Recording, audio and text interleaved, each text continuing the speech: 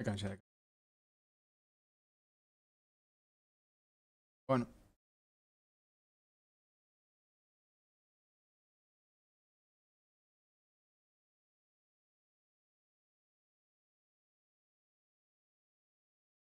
No. You notice my sadness, no?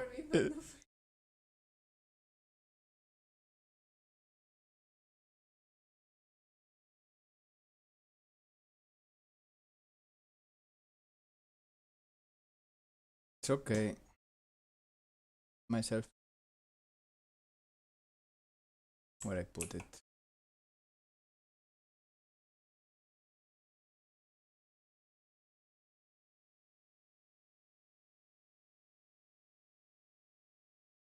Oh, I see.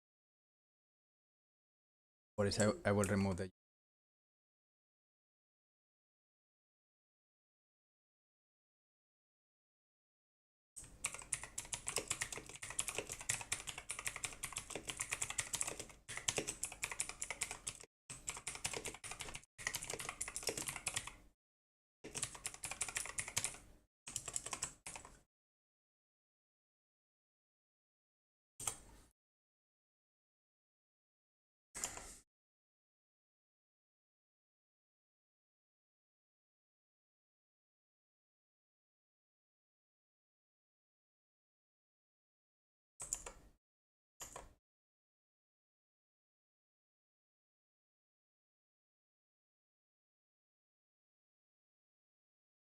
Casual.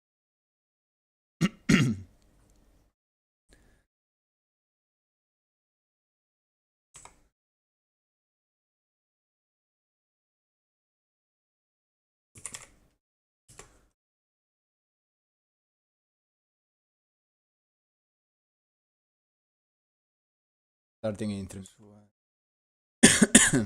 Just trying to set up everything quick. And the last step.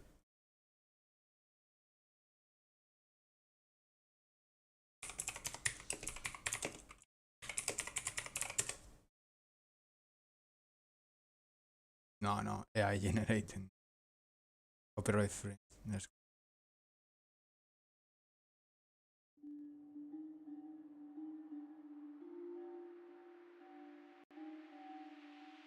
Okay.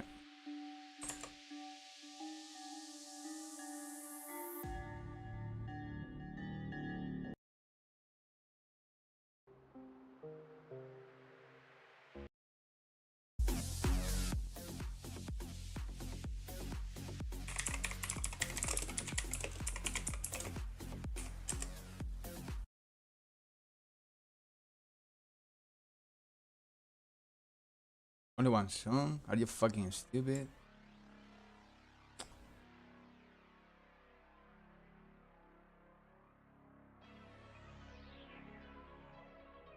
I like it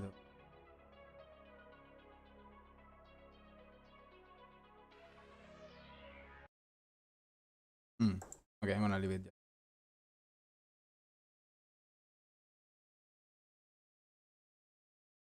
Low internet.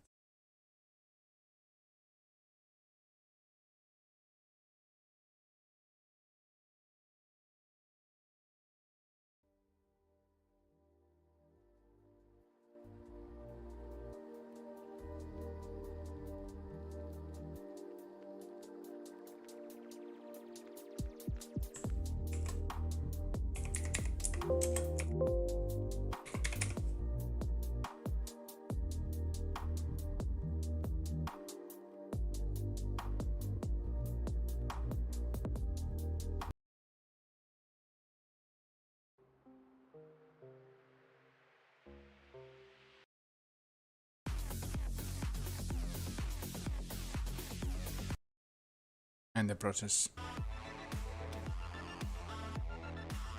Crazy.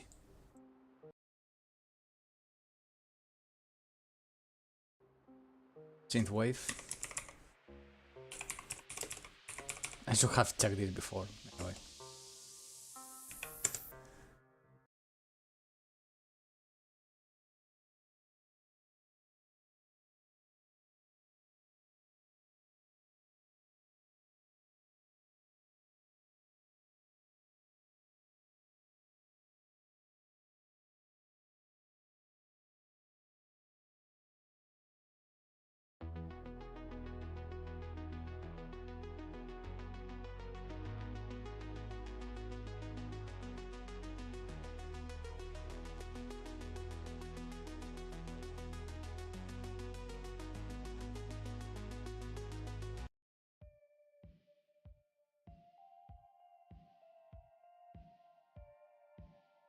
Okay.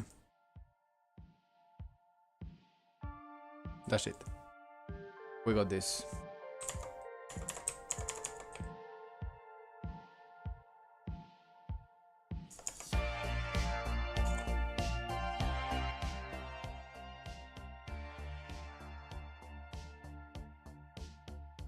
Okay, I'm gonna share.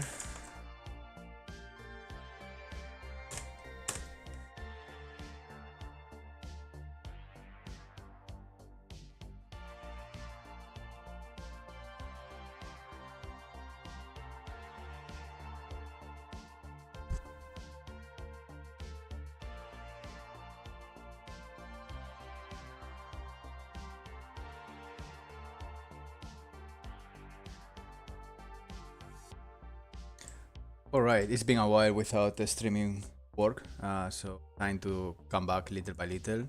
I need to stream a couple of windows of Unreal Engine because I don't want to spoil shit from other places. So yeah, if something is not visible, just let me know. But yeah, plan now I got is to start implementing all the logic is needed for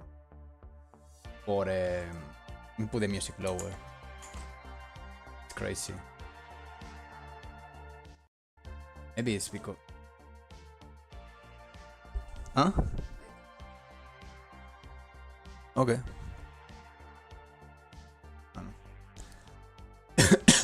So anyway. Bullshit.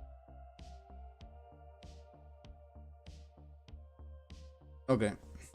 So yeah, the plan is to start implementing logic for different characters.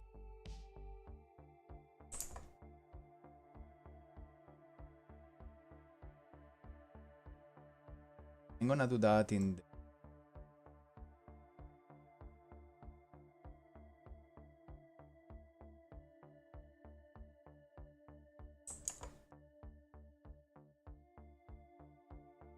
I'm gonna get wire, I'm gonna get focus. I'm gonna try to get this in a good shape. One of the main problems with implementing the system is like from 2-3 years the entire game was all wrapped around having only 2 characters, which obviously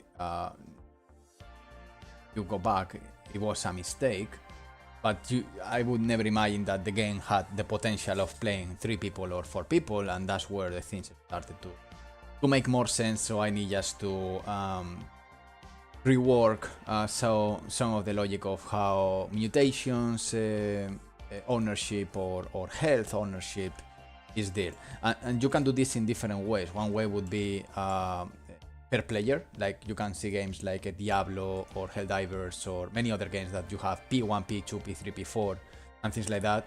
But the thing is, for CRETE, it makes more sense to do it per character, because you can't have the same character 2 times, and also it fits the narrative and the lore that you have genetic compatibility with specific mutations.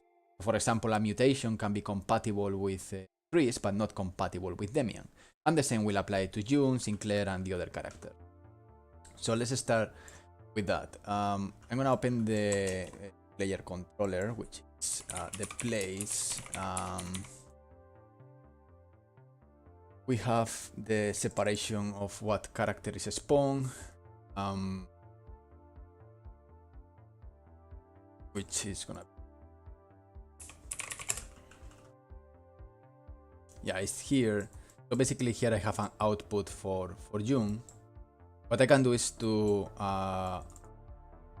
start with, I can just take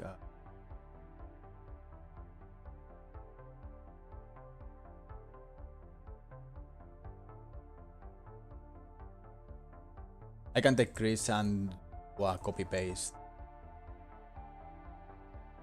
because at the end of the day, I mean, at some point I will add affinities and that will differentiate all of them, but at this moment the only differentiation is the ID, and that ID is the one is gonna define if a health or a mutation is compatible or not with the character. Let's delete also all the shit around it, it's a bit messy. a while without touching this part of the code. By the way, don't get afraid if if you see chaos. When chaos is here, it's because 99% of the cases, nah, I'm not gonna lie, 50% of the cases is because it's been a while without touching a specific part of the code. The other 50% of the cases is because my nature of being chaotic, but I work pretty well on chaos. Okay, so let's replicate all this.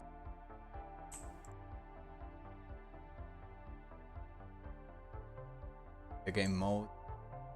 Okay, so let's copy paste this piece of code, and this is gonna be basically all this is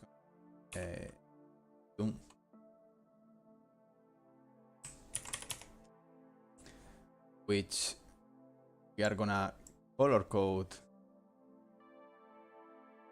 voice. So if we take the ping of June now, here, oh. Then the other thing I'm checking is if the global time is more than. This is something I will change soon. I can change it now, by the way.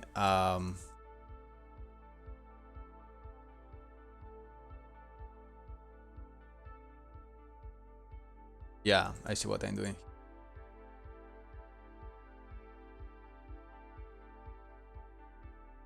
Well, actually, you know what? I need to start with something else first, because I got a spawner that, funnily enough, only has 2 positions, one for Chris and one for Demian. Now we need a new one for June, for any spawning point, basically. And the reason I do this is to avoid that they overlap each other, so I always put a bit of separation. You can do this with math, of course, but to me, having this visually also helps me if I want to do specific spawners. I have the arrows and I can put them in different locations. Let's say I have like a pod, and every single character has its own pod, so I can just take these arrows on the level and move them in the place I want. So I prefer just to do this. So I'm gonna go and do a new arrow, and this one, actually I'm gonna make this thinking the future. Let's color code them as well. So this is gonna be June, and let's make one for Sinclair, which is gonna be purple. So now we got our new spawner ready. It's pretty cool.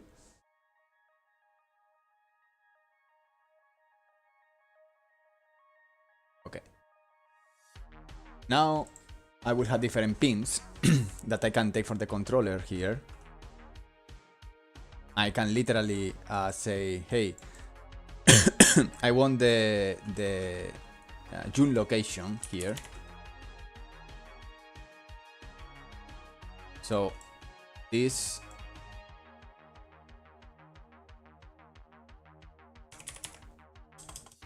get actor, no, get work location. This goes to the, when it says random location, this is absolutely obsolete. This should be called spawning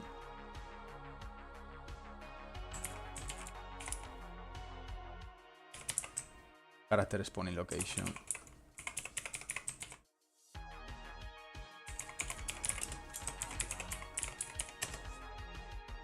Like so.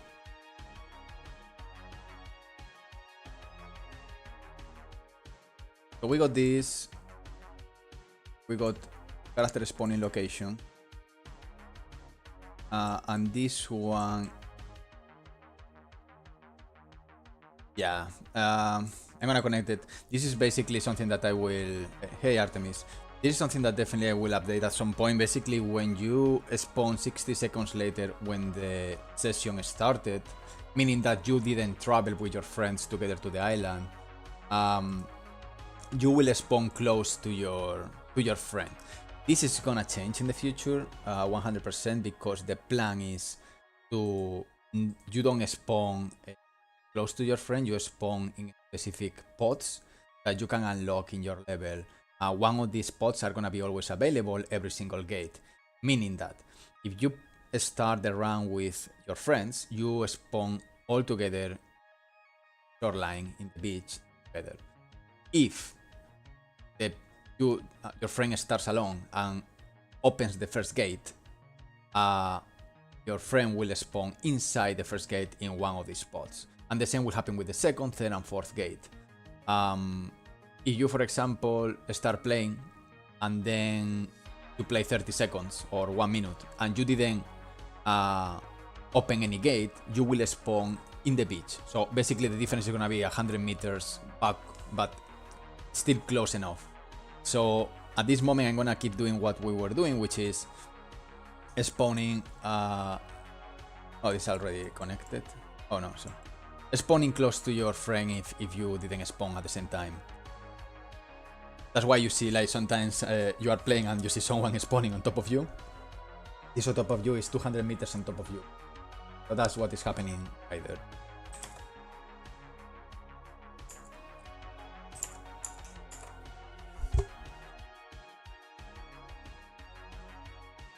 Okay. So that's for June. Now there is something I need to review in the code. All this is correct. This is not correct. Because I need the game mode to be fed here. I just save a reference of all the pawns in the game mode for later use or other things. This is possessed by the controller, which is self. The player controller spawns the character. Neither a good or bad practice, but definitely when you want to swap different pawns or different characters, the controller is an interesting place to put it, because you can also listen to a respawn character, which this is called from the game mode. So when the game mode starts, fires this, and then also when you do seamless travel between different levels, this is you recreate all the pawns from the controller with data that usually exists in the controller in between levels. So that's how I would do it. And this is gonna be, right now it's Chris, but it's not gonna Chris anymore. So what I can do is to basically in this one I should delete it at some point because this is legacy. So I'm gonna take Chris here. I'm gonna do copy paste of Chris. I'm gonna call this hero Satan the Born of June. I'm gonna leave the model of Chris so far. The only difference, apart of some bullshit, is Chris, apart of all the code that is here in Begin Play. This is the parent code. This is the code that is called from the Hero Master, which is the character logic. Then I just fire the head simulation, basically the ponytail. That's the major difference. There is other differences here. If I check what properties change, the color player is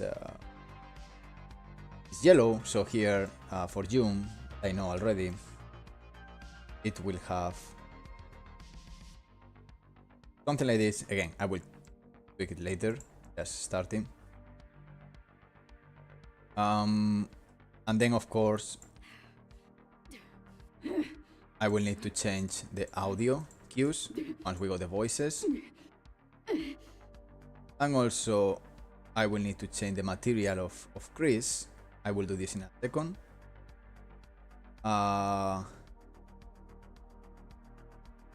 Override materials. That's the major thing.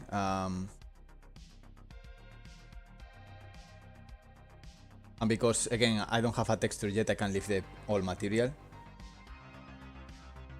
So that's for June. So we got June there. Also, yeah, wait. There is something else. Yeah, this is not Chris anymore. This is tags. Something to consider. And the next thing I want to check, and I think this is something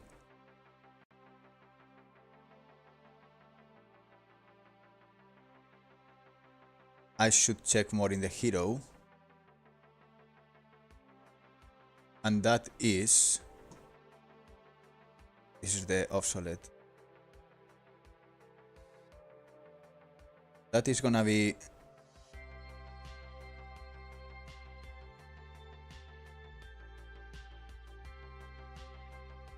a new variable type.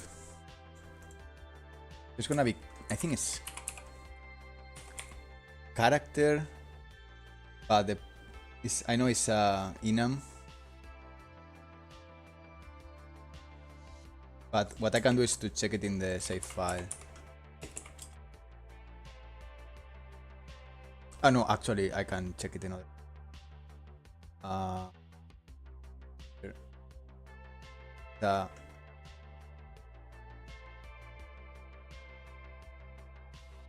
Okay, it's characters enum. If I go back to here, I assume that this is not yet implemented here. No. So what I need to do is to take this variable I did here, and this is characters. There we go. And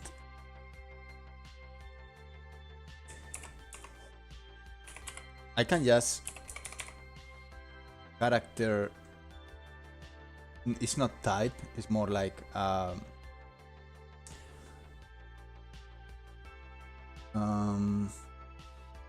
I just want a better tag, because otherwise character is gonna call a lot of classes and a lot of stuff. So I want to be more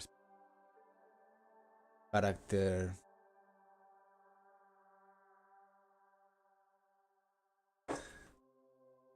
Character name.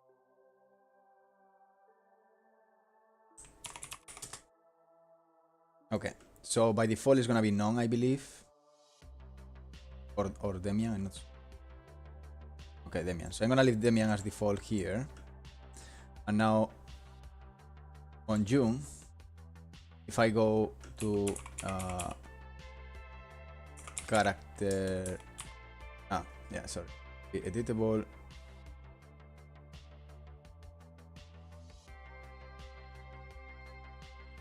And let me put the category to character. So it's here, color player. Yeah, these are the unique things that change per character, and very soon affinities will be there as well. So if I go now to June,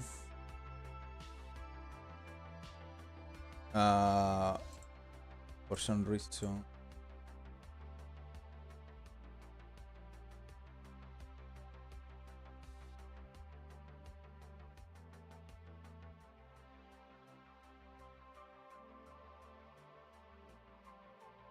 but it should be exposed on spawn, because I really don't want to.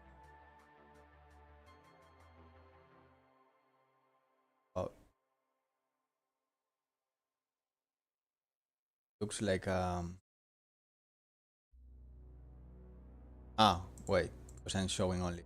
Get what I no, I don't want this.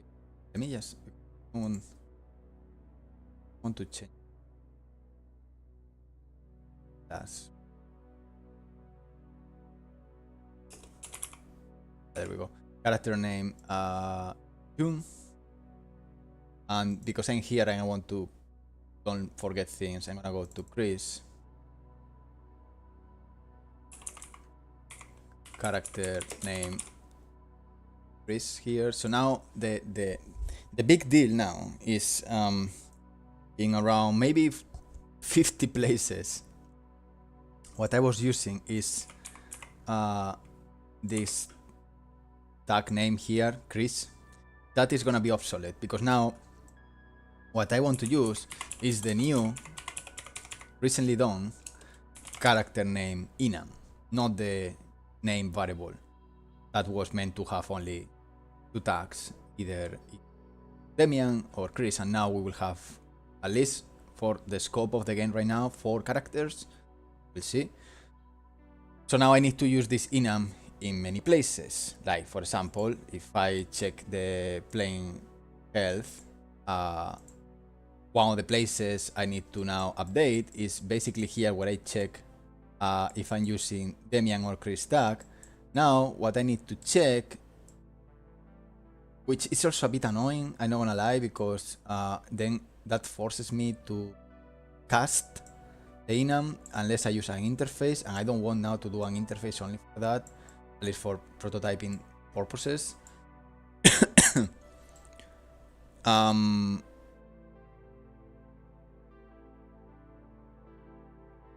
So I'm trying to think.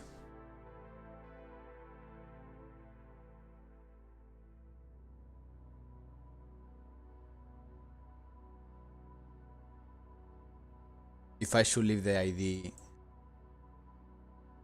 and give here a June ID and here a Sinclair ID, and work with this system because this is abstract. I don't need to cast, I just check the tags. The other I need to check a variable inside. That's a bit more annoying. I can interface that 100%, but having tags is like way easier because I don't need like to add interfaces everywhere to connect with that. So I may do this and I use the enums for other operations. It's the same information in two different places, that's true, but the difference is like in one of them is more useful for saving data and consistency and character selection or recreation of a class, reconstructing when you traveling between levels, and the other is more like a very quick check for many other things that I really don't want to cast, and this could be from AI to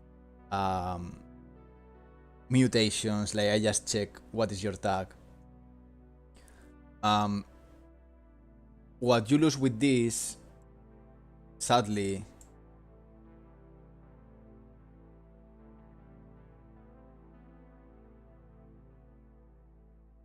yeah, you're always casting. I can change the order because this is the max. So I can always go here and say character name, and then I could do this, switch on characters, and then depending on what I got, I can do this, or I can do something more interesting as well, which is using a select, and then that connects there, and I can just connect the different outcomes. Both things are a bit easier, but the ID replaces that.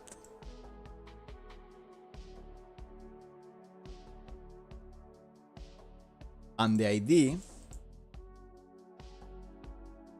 happens before the class is spawned. So basically the ID is like the character is the ownership of an element, like ID 1 is Demian, ID 2 is Chris, ID 3 is June, ID 4 is Sinclair, ID 0 is no ownership. And the ID is chosen by other system, that is the one that balances the amount of health that goes to one character and the amount of health that goes to other character. So I can do it with IDs. I'm just trying to think if it's smart or not. It's not dumb, but I'm not sure if it's smart.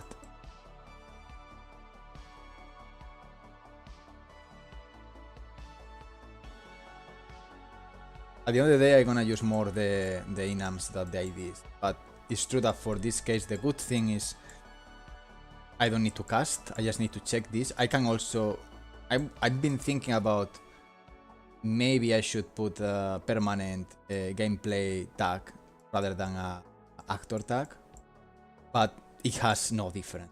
It has no difference.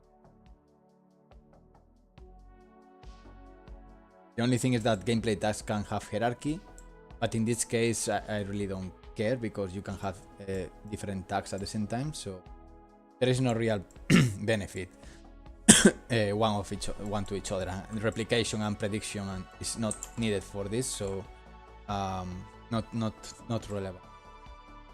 So I'm gonna leave it like that, I think. And now what I really want to do is to spawn June. So for that, I'm gonna go to the controller, and just for testing purposes, rather than current character, I'm gonna take June here automatically. And now if I go to my spawner in level,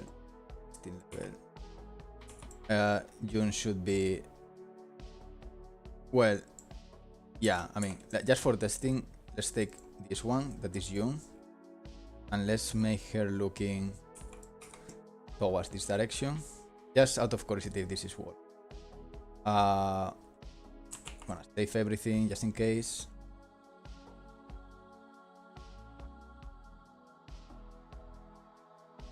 Okay, and then let's press play.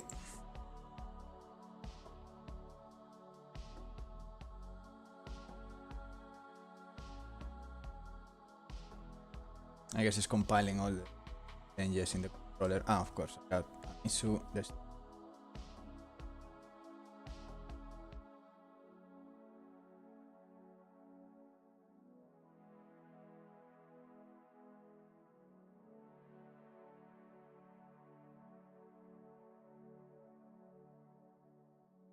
Oh, no. I don't need it.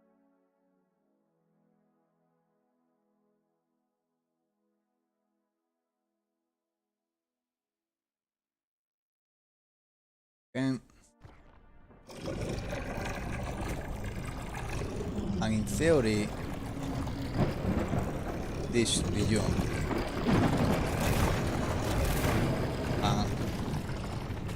But I think it's not. I think it is.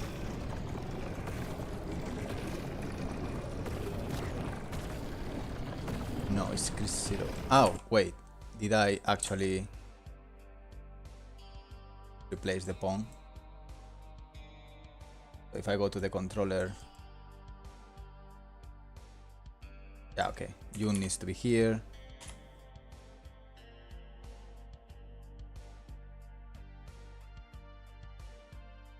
Okay. There we go. Let me connect also the island mode.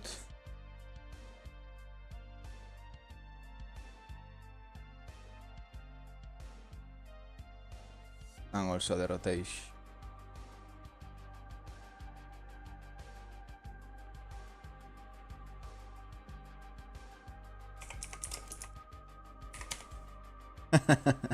The mutation paradigm, right? Yeah.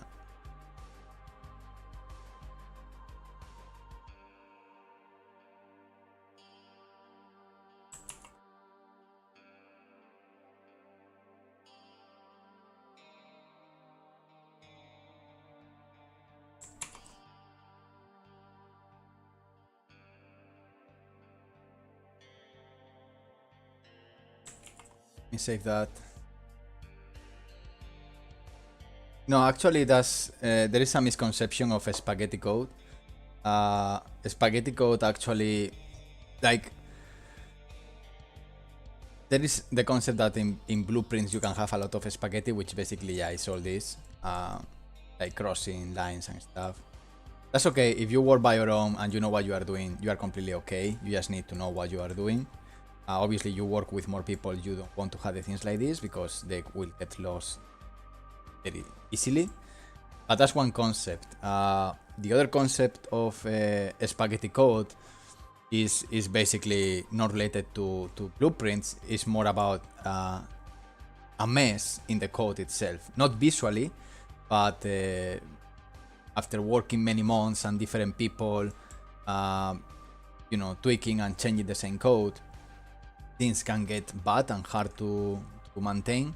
And that is also called spaghetti code, even if it's visually like appealing or writing code rather than visual scripting. That's also a spaghetti code, and that can also lead to different bugs and different problems. So in other words, there are two terminologies. Spaghetti code in programming is more like the messy code in terms of things getting buggy or bad or like that. But of course, because also blueprints are visually quite spaghetti, you can do visual spaghetti code as well, even if it's in terms of coding is good. There is no difference in performance or in bugs or in how the things work. If you just mess around all the nodes and you compile, is the same that having perfect located nodes. The thing is like, visually speaking, can be harder to maintain if it's quite messy, visually speaking. Yeah, I didn't play Dead by Daylight, but it could be a myriad of reasons. You can have the more organized code ever and have like one syntax or variable or a memory leak problem, something that basically makes something really buggy, even if visually speaking is super organized and structured. Or you can have a very chaotic, visually speaking, or in terms of organization for maintenance or working in teams, more challenging, more messy, but works like butter, like smooth. So both things can happen.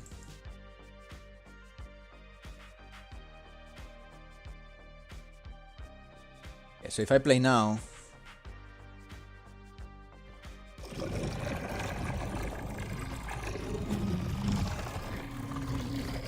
are you?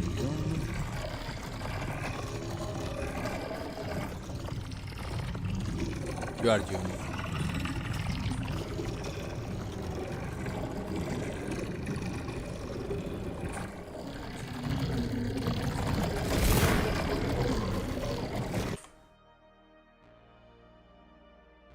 Okay. So just for testing purposes, I'm making sure that I'm playing with June and not other character.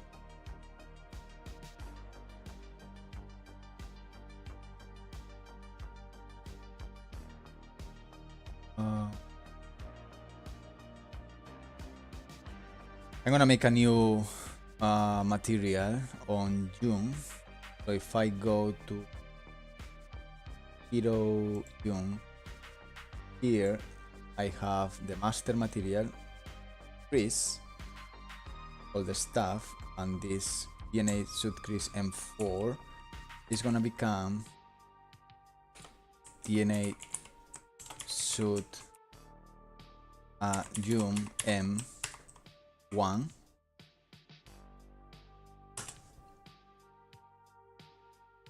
Yeah, it looks like this. They are twin. Okay, so here I'm gonna change the spine light green turquoise, again just for testing purposes. It's not relevant, we have another texturing, but at least help me to see that I'm quickly to see what I'm. So this will have the master mat element 0 off.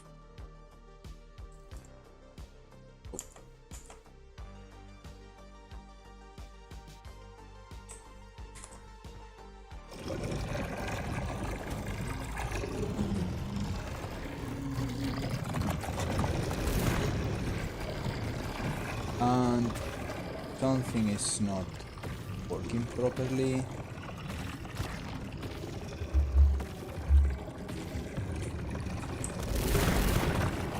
Because even if I'm... Oh, I think I know why. I will check in a second. I think the material is correct. Oh no. No, the material is not. It has Gris M2 here. So, let's see again.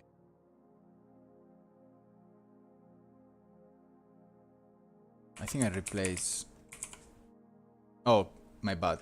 Yeah, sorry. It's actually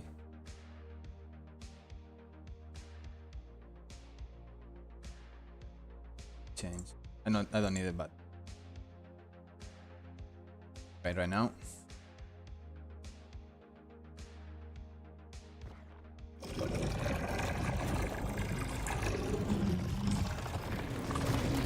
Yeah, that's June because I see. Yeah, the green colors. Giving it the texturing is bad because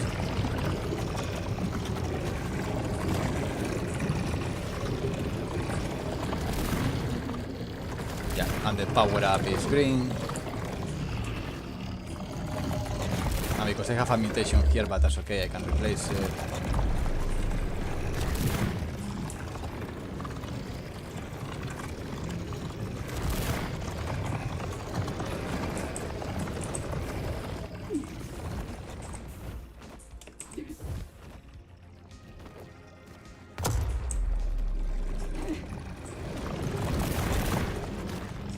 Yeah, that's 100%.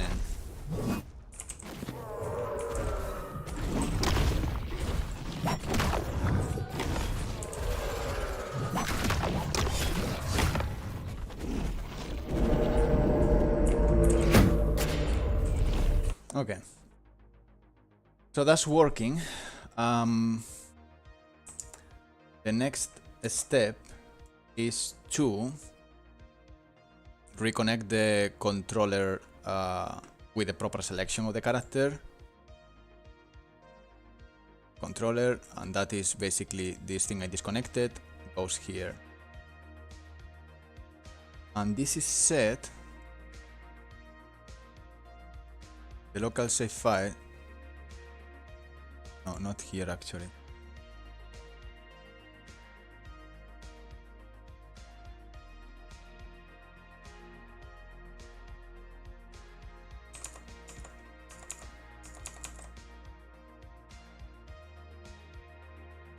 This is.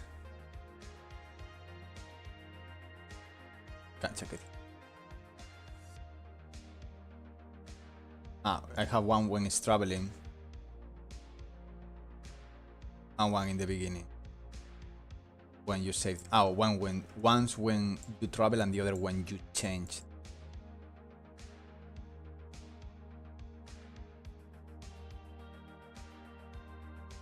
But these both come from the save file.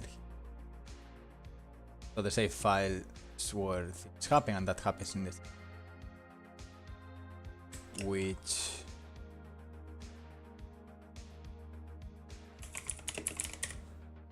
I will need to go.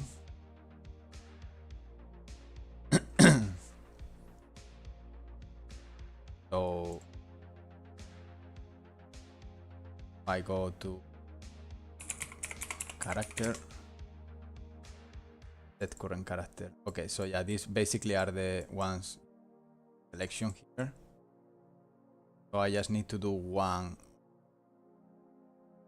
selected, which is basically button here. Which, let me see if something is and same. We don't have yet the info, but let's start with the button.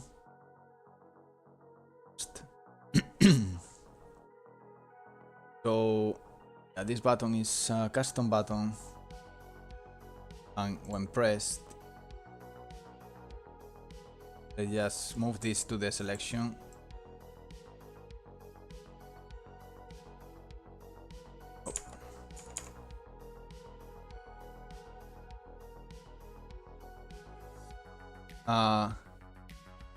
Anything code before today? No, I mean this is visual scripting. You have then C++, which is the code you saw in the movies, I guess. So you usually in Unreal you do like 50-50 depending on the project. Some projects are only blueprint based, other projects are only C++. I think not really, to be honest, not anymore. Most of the projects are a balance of the two. This is just the visual scripting. Then there is another part which is when you do all the math. for all the heavy lifting programming, you do that in C++ that I don't have now. Something, but other day I will do that. For example, when you work with health and damages, armors, all that happens in C++. But usually because that math is not changed too much, you don't really need to go there all the time. And once you got, like for example, the procedural generation of the levels, you prototype, you do a first iteration first on blueprints, and then once you feel happy or in a good shape, you rewrite that on C++, which is more performant. It just depends. It's not like a rule to I should do this in C++ or Visual Scripting prints. Okay, so okay, no, it's not here. What is the yeah, I will need to open some space, so I'm gonna move these guys safer place, and this, let me just actually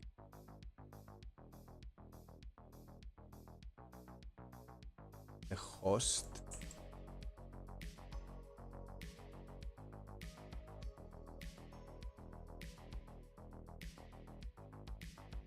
Try to keep the things a bit more pleasant to the eye. Okay.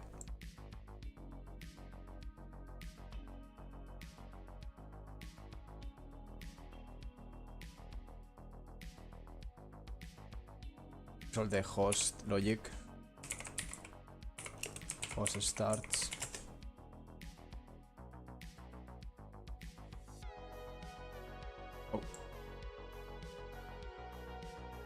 I know I reset now the win, but yeah, I lost one up there that I know I recover because maybe I recover.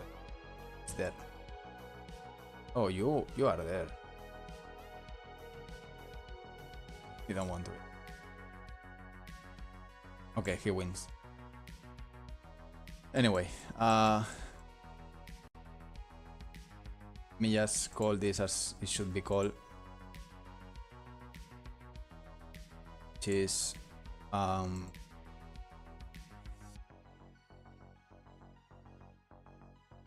this grid selection Demian selection Clear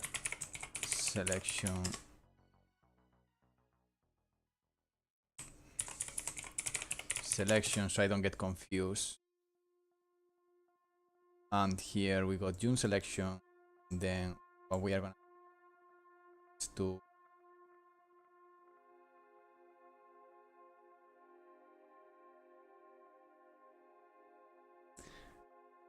yeah, okay, I take the save file and then I save that as based on the Steam ID. I can take all these. I could do this as a function and simplify the process. I think that would be smart. Otherwise, I keep all the time. I'm gonna wrap this into a function.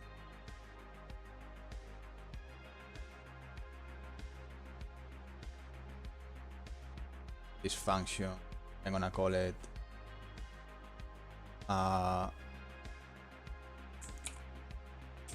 save character selection.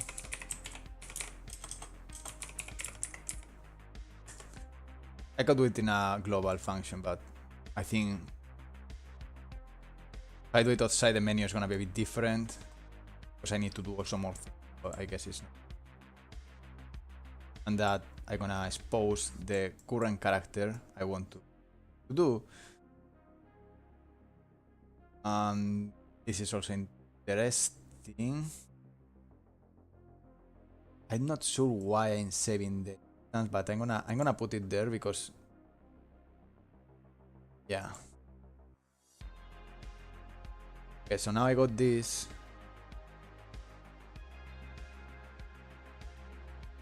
What's up? Huh? Okay.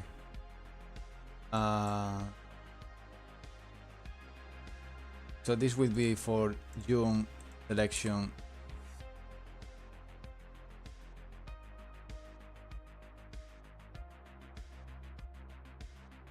Two, I guess.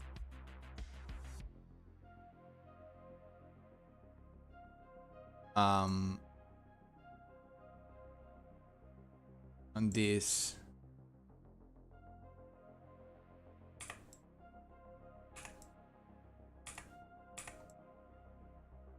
This is CRETE selection. So this will be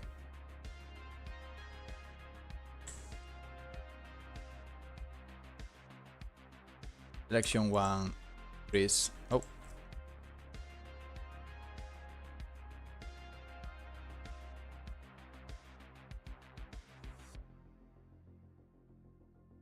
And the last one.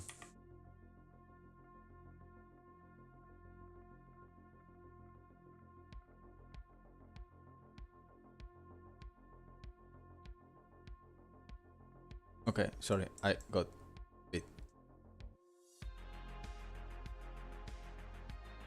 I deleted Demian fully?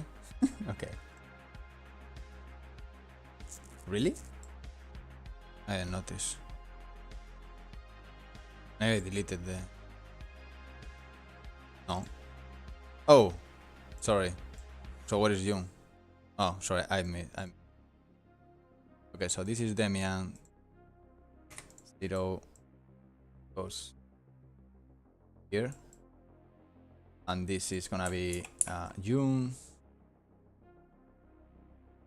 2 goes here.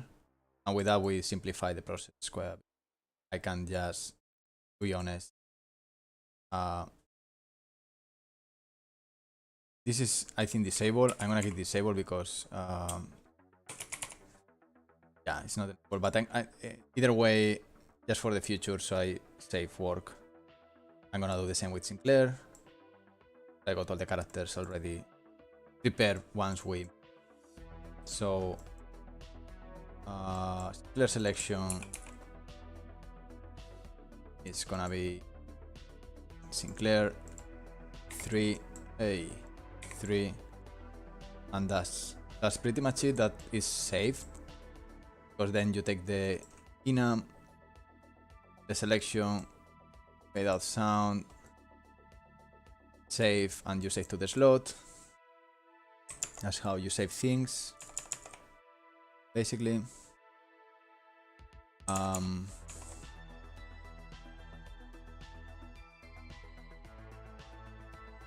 And that should be ready for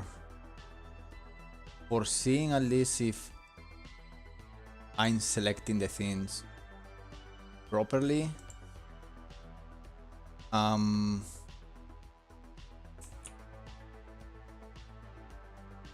can test it, I think. I just need to move to main menu.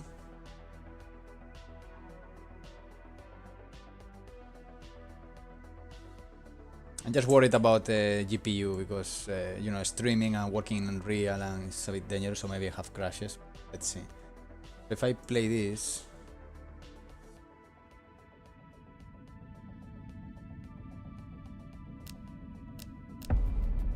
Now I go to...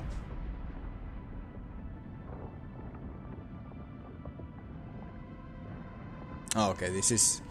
I was testing this. This is the new system to... That includes the patch notes and I can change the things here in real time. Anyway, if I go to start, I'm gonna do a trick, which is selecting, for example, Demian. It's not a trick. It's what I'm testing. You see, this is freezing. Okay, it works. This should put me in the island with Demian. Textures are not in its maximum. Why there is... Oh, yeah.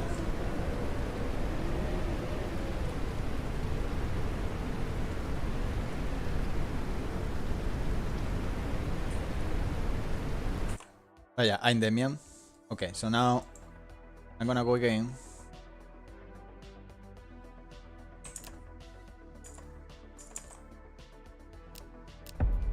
I'm gonna select June.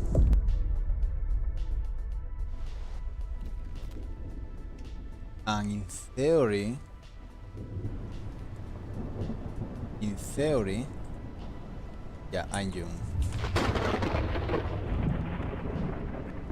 Yeah, hero. So that's working. We got officially a new character. The problem, the issue with June is that she can't pick anything at all. She can't pick Grace mutations, she can't pick Demian mutations, and no mutation and no health, nothing will own to June. So poor girl, she is born in a world where she can't take anything at all. So that's not very fair. We need to make sure that there is a chance, a fair chance, as fair as the others, to have health, to have mutations, you know, to have a easier life in general compared with the other DNA hunt. And I can start with the health, for example. So I'm gonna go to the staging level again.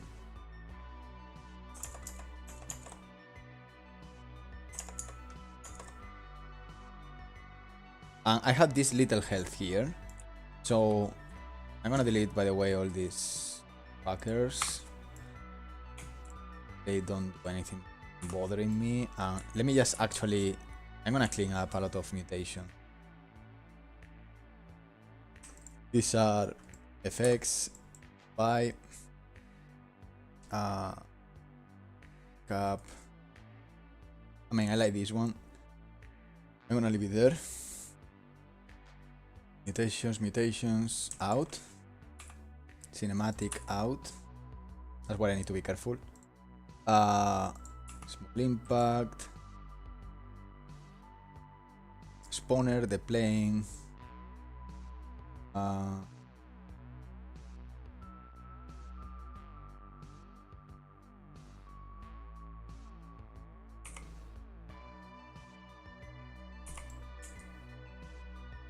And I'm spawn here. This, oh, that's the sky. Okay, cool. So, and where is the health? Ah, this is the health. Okay. So usually, if now I play as June,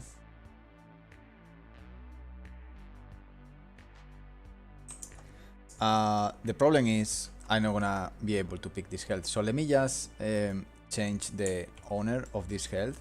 And the way of doing this is if I go here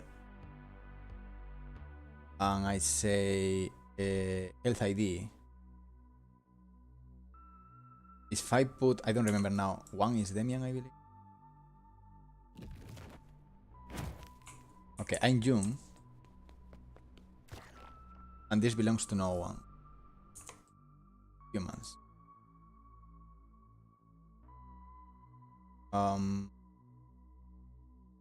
It's not health ID. It's item ID.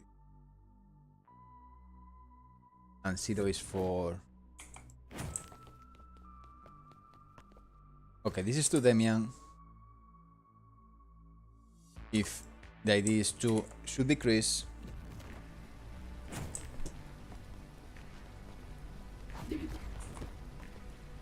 Perfect. And if the ID is 3, I don't even know, to be honest. I think I didn't do this yet, so it's Demian again. Okay, Demian, a bit of a patriarchy right there. If an object is from no one, Demian is the owner. That's what it says. What can I do? No, I think it's because the default goes to... Yeah, because ID4 is Demian. Okay, so easy. 1 Demian, 2 Chris, June. It should be ID3. No? Wait. Okay, 0 is no ownership. 1 is Demian, Chris is 2. What I need to do now is to basically work on that. I'm gonna delete all those fuckers. No, I'm gonna delete all those fuckers. But the thing is, I was I was not pronunciating quite. You know, I don't want to see F words very loudly, but I want to keep saying them. So I do a kind of hybrid of weird pronunciation. So it's fuckers. You know, like a bit. I said fucker, but Artemis understood. Fuckers. I'm gonna delete all those fuckers. June in game when? I think very soon. I mean, like, Naya will have first iteration when? This weekend, no? Yeah, this weekend sounds good to me. Yeah, it's good. Thank you. So this weekend most likely will have the first model just to differentiate her. It's not gonna be to the same quality ready like Chris or Demian, but it's gonna be at least visible, different a bit. I think this weekend already. No. It's like, not related. Game logic, as you can see, is. I'm not that far. I just need to make compatibility. There is a couple of things that the balance. Okay, actually, maybe there is more work of.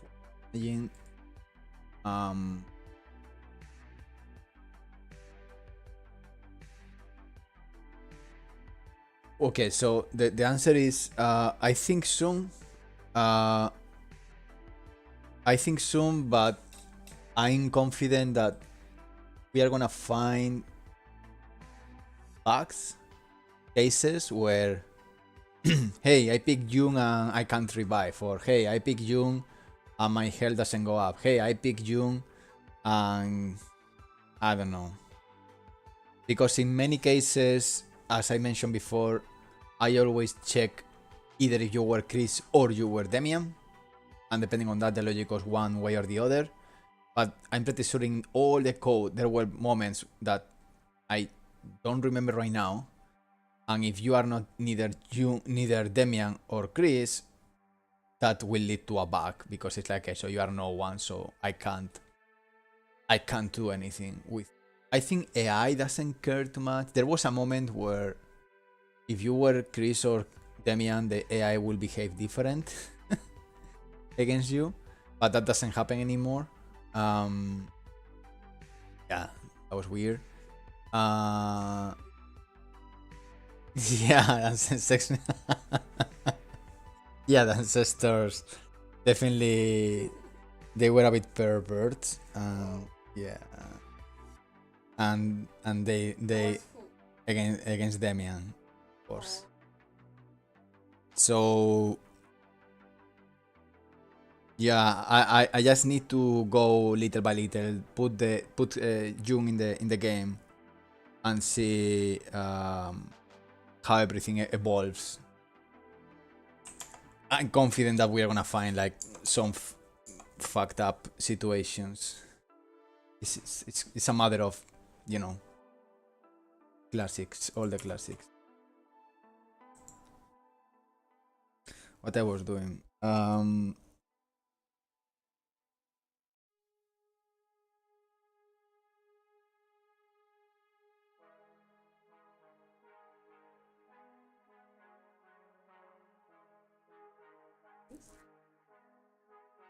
No. I remember now. I want to change the UI of the widget pop-up of this.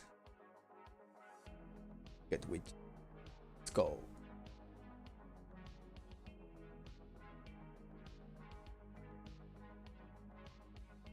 And this is most likely fed by an item ID. So yeah, everything is fed here, and the item ID, surprise, surprise.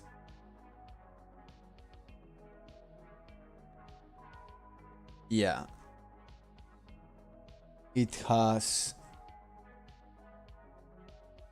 the portrait of Chris here, so I will put a different image. Thing is, I need to change the opacity of this.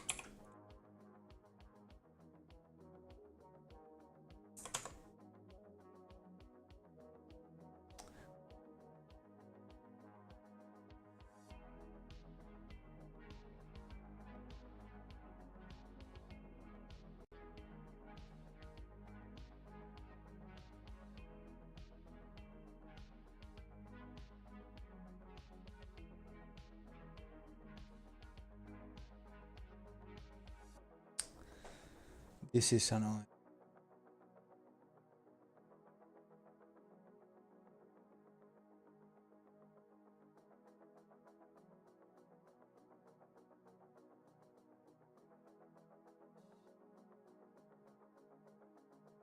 Yes, because the scale.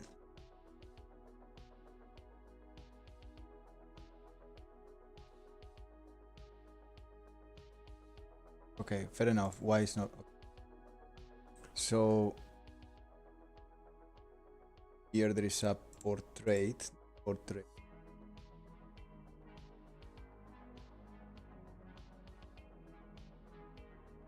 Needs to change something else. What I will do is I'm gonna take the portrait of Chris. I'm gonna put here portrait June, and then you will do the illustration for June, and have it. But at least I can do a range. Let's put.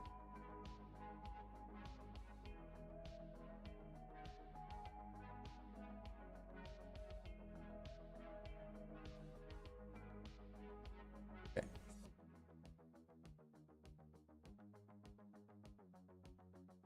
So now it's very simple.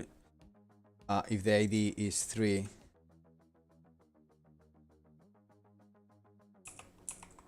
we just connect this here. We say portrait Jung in a suit, and we connect this here, and we connect here. So if it's ID 3, it should show as June. So let's test this out. Item ID 3.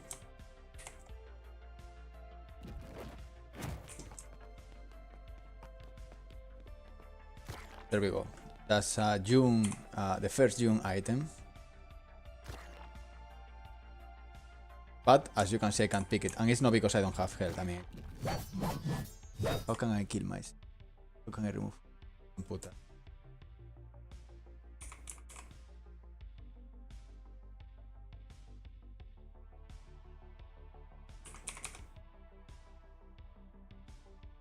I'm gonna put just on radiation, just.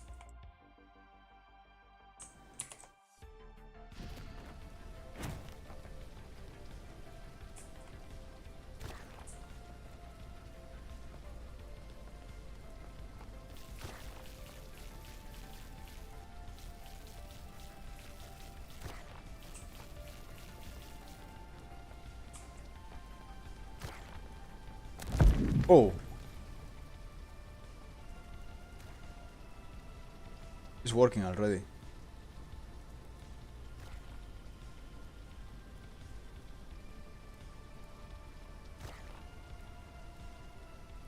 That's cool. That was quick. Yeah. I can pick it because... Okay, actually, I can do something. I can go here. I can put overkill. Nice, nice, nice. It's working. Oh, nice. Even the trails are green. That's pretty cool.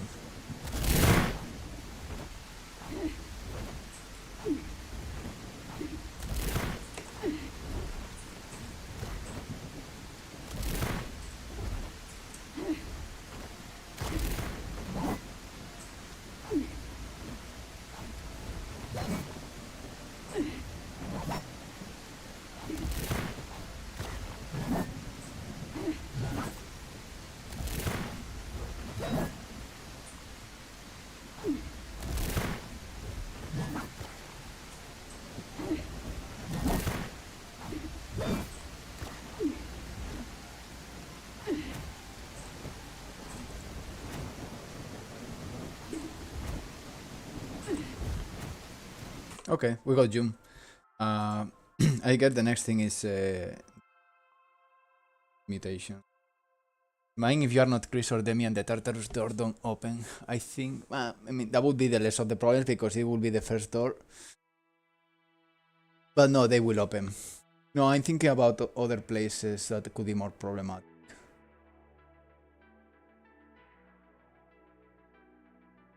The minimap, for example. I'm not sure if the minimap... the arrow correctly? Maybe the color is wrong.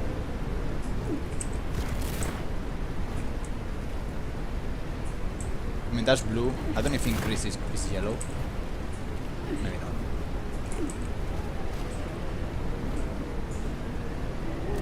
I mean, yeah. I'm Demian in the... Yeah, for example. This is one of the many.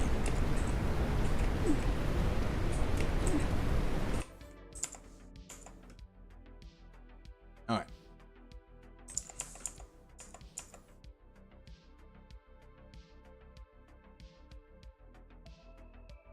Alright, I'm gonna be back in minutes.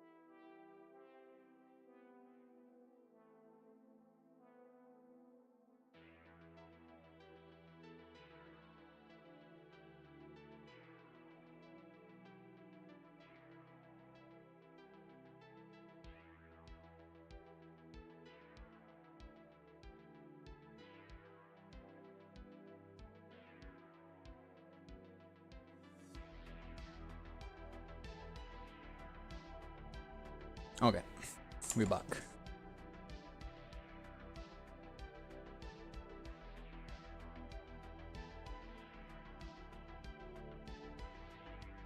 So, I mean, I can start with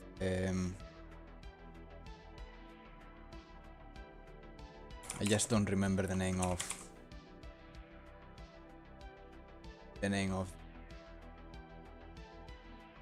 see stats.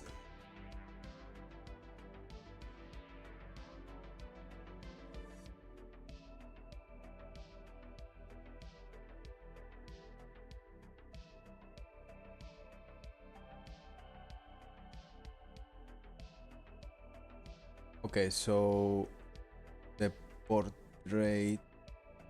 Before I forget, because otherwise I'm gonna.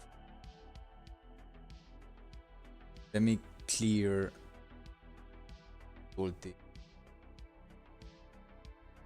as 4, which meant that the opacity here was 0. Because I don't want this to show up until you are close enough, otherwise it's quite noisy.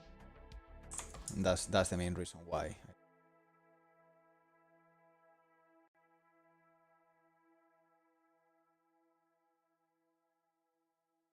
Okay, so now I can go back here and... Oh, it was a full... Okay. Forgot that was... So...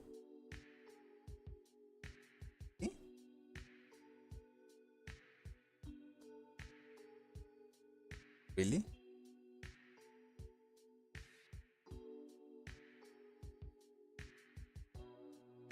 Oh, okay. I see. This is a great example of...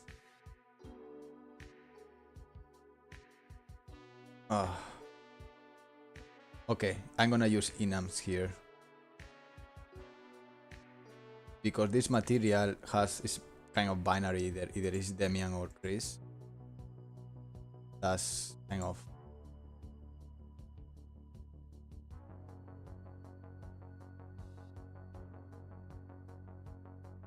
so either is Demian, it's Chris.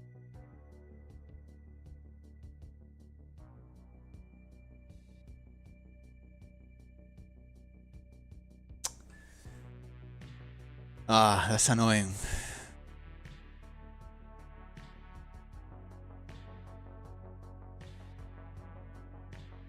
And to be honest,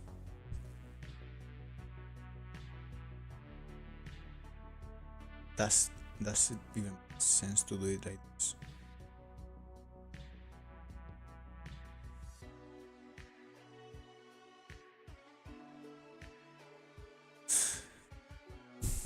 Ah, that annoys me.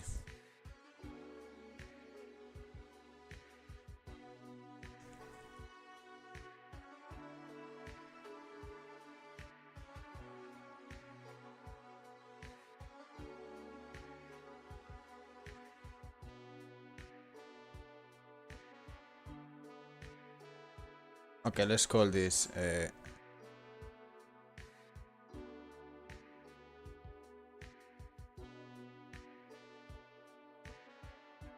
let me see the logic.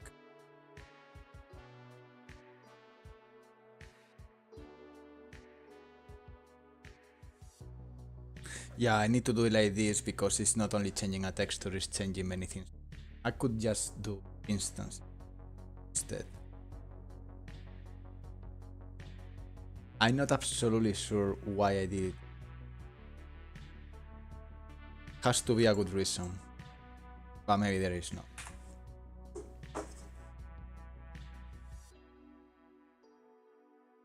Not that long time ago, but I know that I didn't want to. So this place is where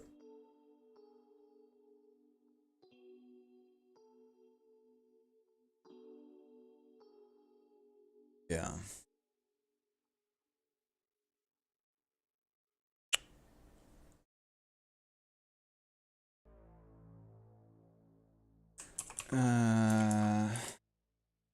I can do a patch.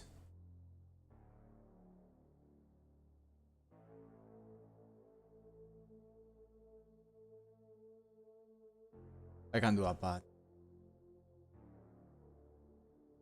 I think I should do. Okay, let's do this.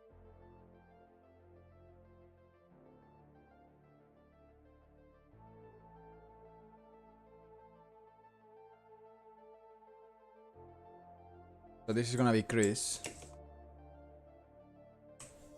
Player icon. I think I will find out why I did.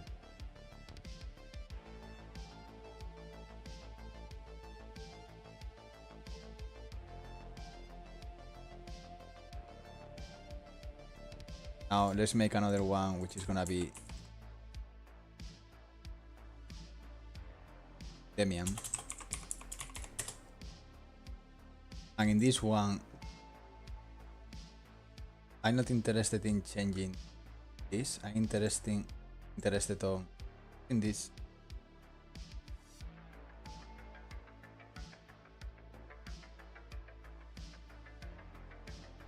Okay.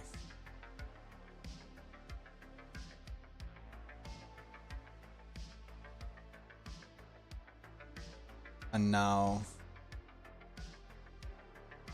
changing the color.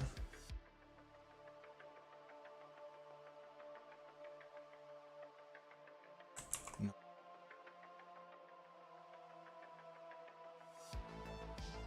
No, this is no. This is X. That goes there.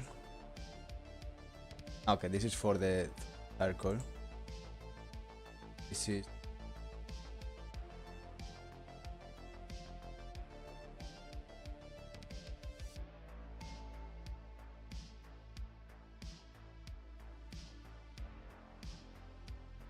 I mean, I'm assuming is the.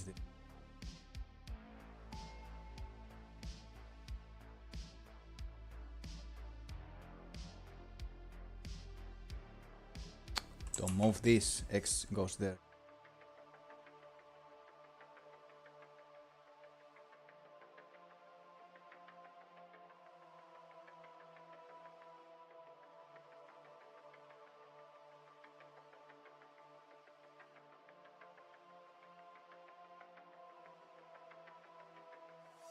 And then we can do June.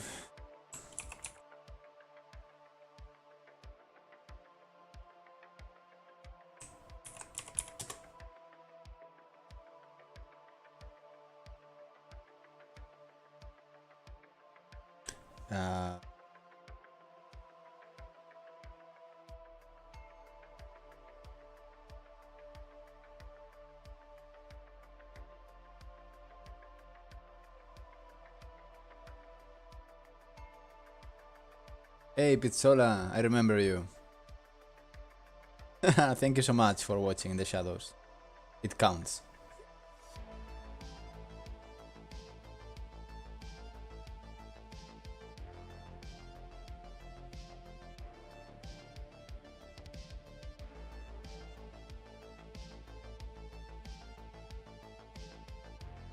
I wanted to ask you if you had any good resources for procedural map generation since you are the code. I don't know if I'm the code. Maybe I'm the one that talks a lot, but I'm pretty sure I'm not the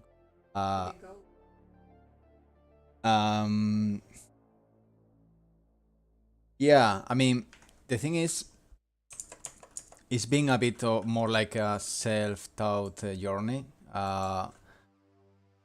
But I can point you to a couple of.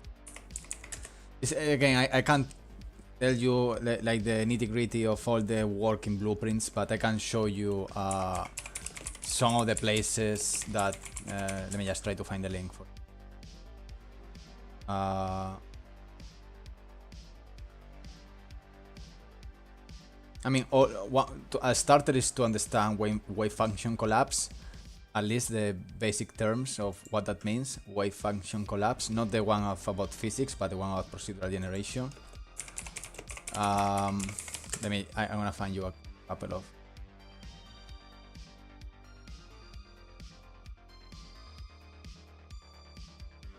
Okay, this is a good starting point.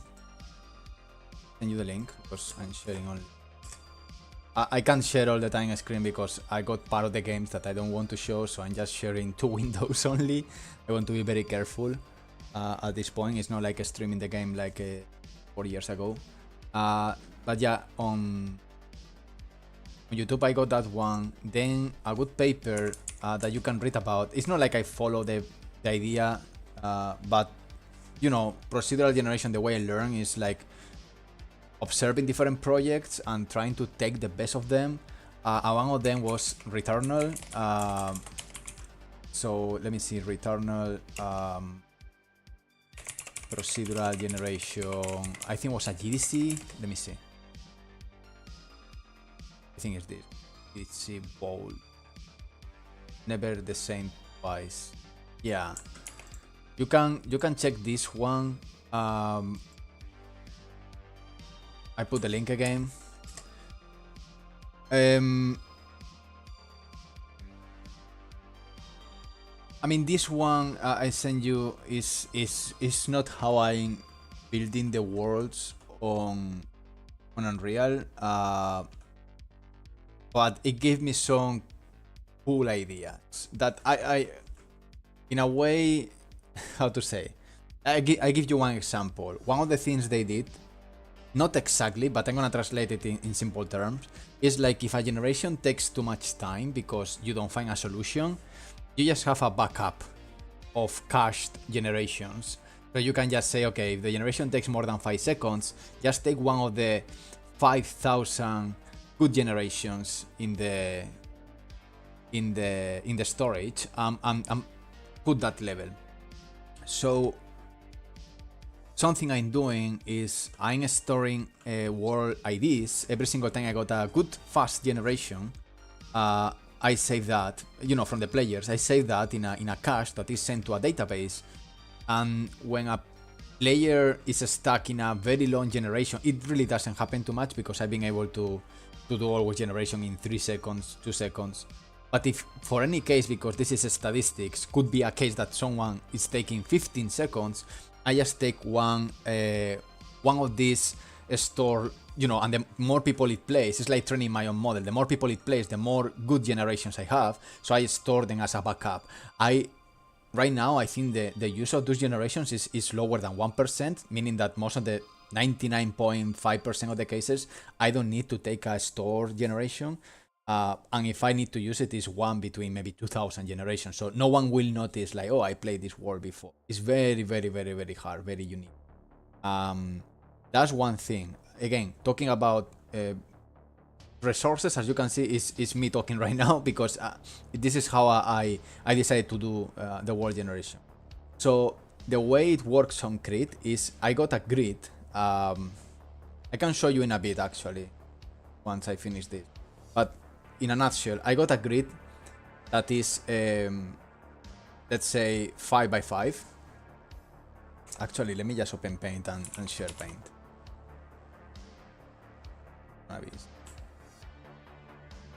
Now I need to share Paint here, so second.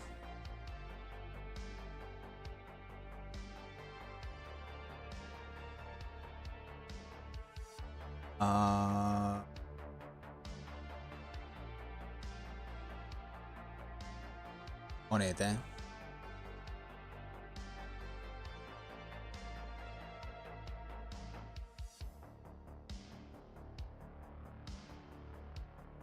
We got this.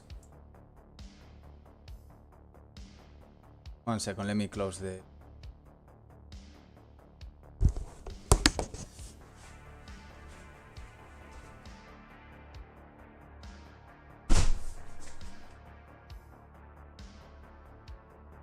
So, if I take this and I do how CRETE works, basically. To simplify, and we got a grid of 5 by 5. So let's say we got 1, 2, 3, 4, 5. 1,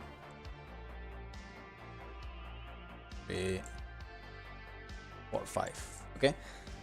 So right now, and this could be done in many ways, by the way, the world generation of CRETE has been like 6 iterations and every of them is almost completely different. The current one, which is the one I feel more comfortable, it is the following.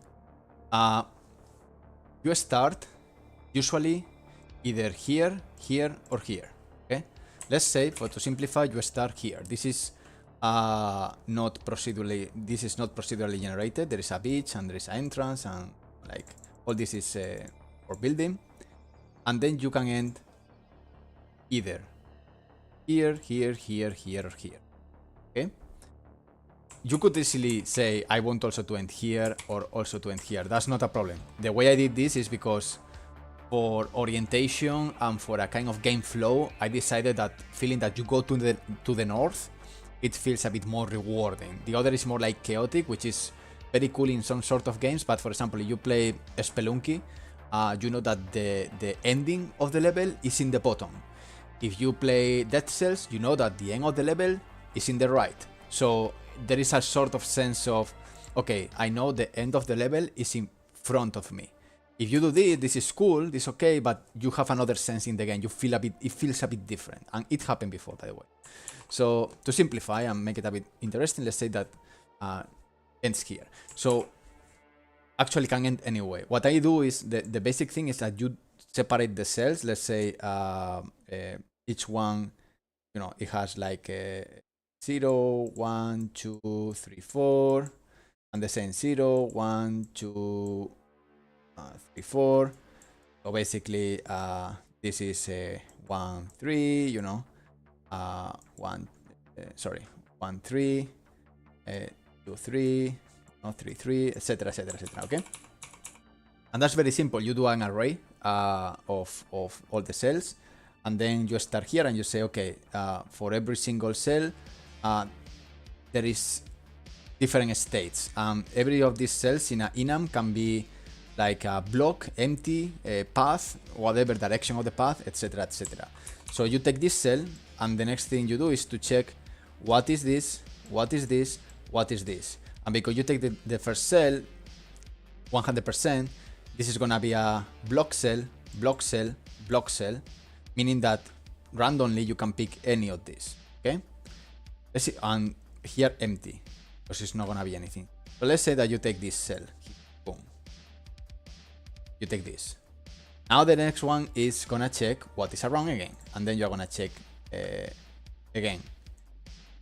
This cell, this cell, this cell, nothing here. But as you can see, if I take the array of the 4 potential options, one is not gonna be possible. 3 potential options, one of them is gonna say path, because you already stored this cell as a path. This is like basically path finding or path generation, more than world generation, but now I go to the point. Now the only 2 chances are these ones. Okay, so let's say by any chance I pick this. Oh, sorry. And then I keep going. I pick this. I pick this. I pick this. I pick this. I pick this. I pick this. I pick this. You can find situations where the things become very messy, and that's when you do a heuristic to decide if your level is good or is not good. And usually what I do is, to avoid this kind of spiraling, I always check 2 tiles in front. Like if you have 2 tiles in front, don't take the right tile, take the left tile, so you can do this. Okay, so now your path is more like this.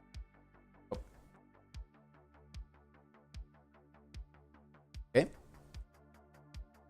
Yeah, it's maze. Exactly. That's how it. But that's the first step. That's the step that guarantees me that I will have a interesting game flow, basically. And that is more like a maze solver than a wave function collapse. Where wave function collapse works is that for each of these tiles,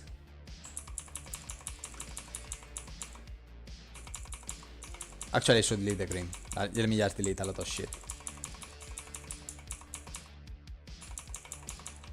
So that's what I would do first. Again, I'm talking about game flow in general, because you can do works like Minecraft with noises. But the thing is, like, in terms of a structure for gameplay, even more is a roguelike. You prefer more like I would use more like maze solving or wave function collapse. Remind that I have a path like is like, I don't know, like this. Okay. Again, by the way, on CRETE the tiles are 7x7, not 5x5. And what I do is every 2 tiles or 3 tiles I got a gate, so it's more like this. And then what I do is, yeah, actually. It's simplified, but what I do is more generations where I add branches, and actually what I do is this. I do a pass where, okay, I got a path, but now I want to know what type of path I have. And then the first pass is something like this.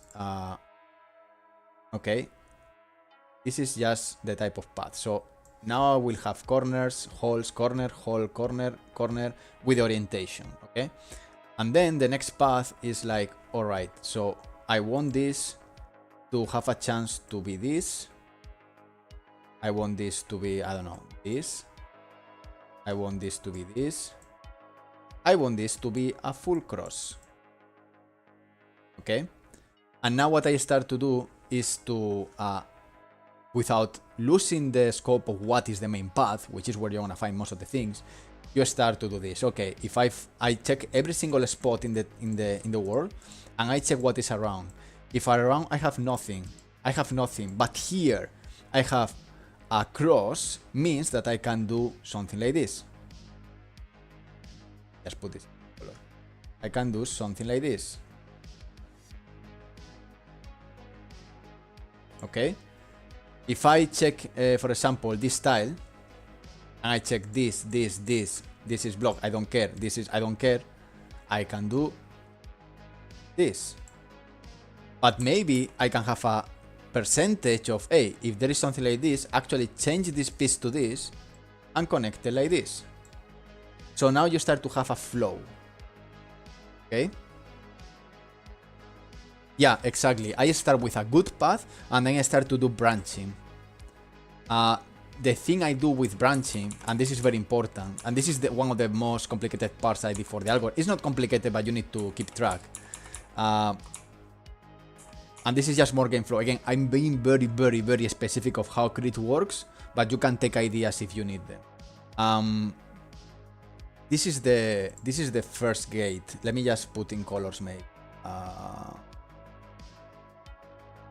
Let's say this is the first gate, and here in this tile there is a gate, and then there is a second gate here, and then there is a third gate here, and then there is a fifth gate here. I don't know if you can already see what could be the problem of this, because you want the player to go through these gates no matter what. And yes, you can have moments where maybe you have a very cool pathing alternative that can be like this, and here you can have harder enemies and more rewards and things like that, you know, and that's all good. And here you have a beautiful reward just because you took this dangerous path and then you went in the same gate. What is the problem? The problem is the algorithm, as I explained right now, it doesn't know where it's doing the links or the branches. It could be this. I think you can already see what I'm gonna do. It can do this. So now I'm bypassing an entire gate. That looks problematic, but actually the solution is very simple. The easy solution, but a less interesting kind of path generation is, okay, check this tile, but if you have a different ID, gate ID basically, between these two, don't do the path. But that's boring. What I'm doing now, like again 2 months ago, is like, okay, if you find this path here in this tile, you find this is difficulty 3 and this is difficulty 2, definitely there should be a gate here. Something did the jump. There is a gate here. So what I do is this. I make new path. I change this tile to this type of tile. And this is what I call in the game a super gate. So basically here you have a new gate that can be an alternative to this gate but offers a bigger challenge, and usually these have a bigger reward here that you can access from here because it's a kind of higher in distance, or there is a door that you can only go in one direction.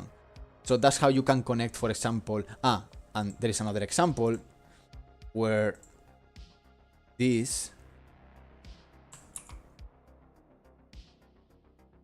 could also happen, which is basically you don't cross a single gate, and this becomes a super gate with difficulty of the difference between the highest difficulty and the lowest difficulty, meaning that the difficulty of this gate is huge. Like basically it's more like Metroidvania, and because this is a roguelike, the beauty of this kind of world generation is that you can complete this level in 2 minutes if you got the skills, or if you got specific mutations, or if you got specific weapons, that you don't need to do this little by little. You can just avoid the grinding, go directly to this hardcore gate where you have maybe 3 guardians with the spears and all the shit around. You just go there and then you are in the final path and the boss is gonna be here waiting for you. So you can just go as simple as doing this. Boom, done. But you need to check again. If you do that, means that you need to do more distance checks, you know, like this. So that's how you find, like, okay, I got something here, I got something here. You understand that you need to first swap this into this, then this into this, then this into this, and this tile also needs to be like this. You can connect that. So you need to do not just a neighbor check, but also bigger distances in the diagonals and things like that. Most of these situations is more about try and error and see what is wrong in a generation and try to find a solution or interesting things. I have tiles now, for example, like if a tile is let's say like this, you can solve this in many ways. You can do dead ends like this, which is okay, but it breaks the flow because the player needs to go here, then go out, then go in, then go out. But another thing I do is like, yeah, you can do this stuff. But another thing I do a lot is when you have one here, is do a cross. And rather than trying to connect this cross here, you can do also this. One here. And because I know this and this exists, they both have underground passage. This is not yet implemented, but this is actually something I'm working. Underground, and you will be able to go here, take the reward, go here, take the reward, and go out here. And this is what is called like a cyclical or loop level design, where you don't repeat the path 2 times. If you do, for example, something like this and like this, just to make it bigger, let me put it up. You somehow you want to have a bit of this. Basically, you have one entrance and you have one exit. It can be bidirectional, by the way, but it's cool because you will put differentiations here and here and here and here, so the flow feels different. Now, it's equally of doing this, but the problem with this, the player is gonna do this. You know, it's gonna go here, take whatever, go down, and it's boring. But you can do a bit more interesting, you know, different things, and then the player feels like something fresh, like a full journey, basically. Another thing you need to do is like, okay, and this is just where the things get more interesting for world generation in general, which is just the final node.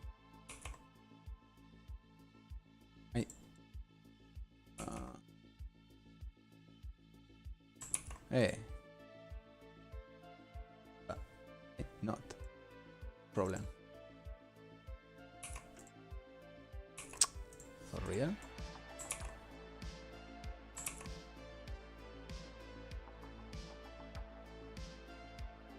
Okay, I can't change this. Oh, okay. Whatever. I don't know what I did. Okay, so this is a tile.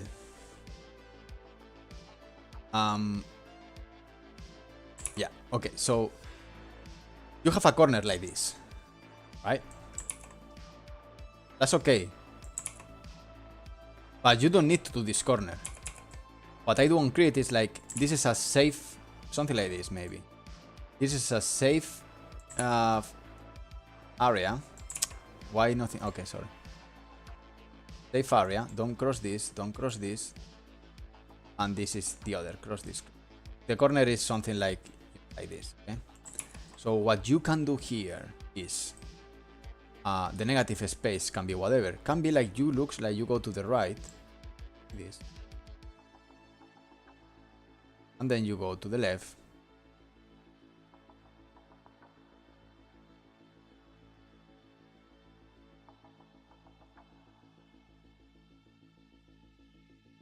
This is also a corner to the left. However, when you go here, your eyes are not gonna feel like you are going to the left. It looks like you are going to the right, then there is a passage here, then you feel like you can go here, but it's closed.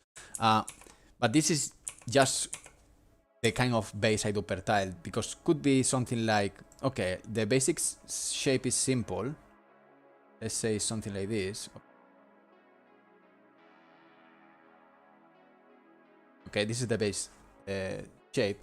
But now, there is gonna be more like wave function collapse, or more like it's kind of hybrid, because I don't need to, I can put a lot of entropy, meaning that can be actually random. I just need to make sure that there is always an exit.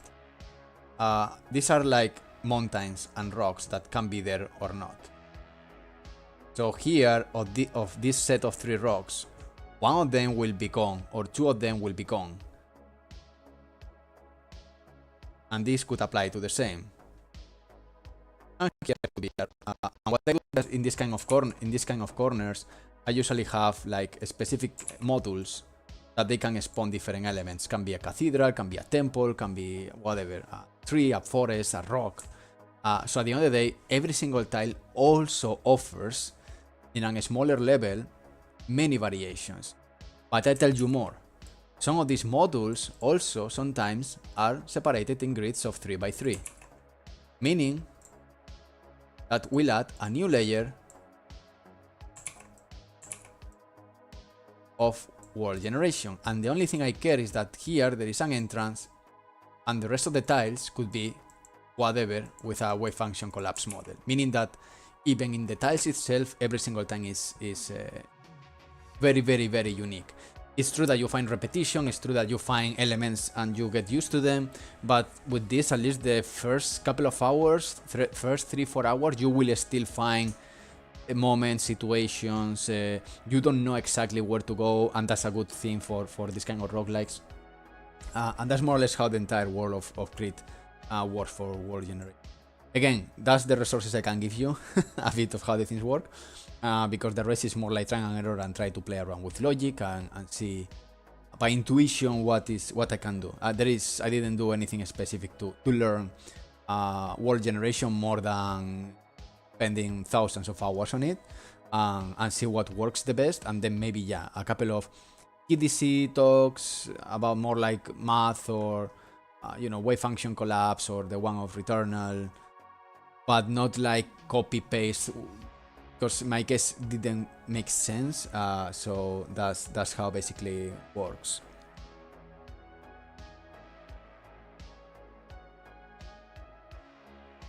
Hey XM God, how are you?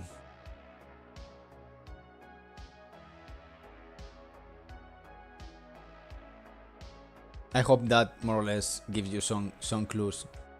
Sorry for not being super specific. Tell me. Oh, thank you. Appreciate it.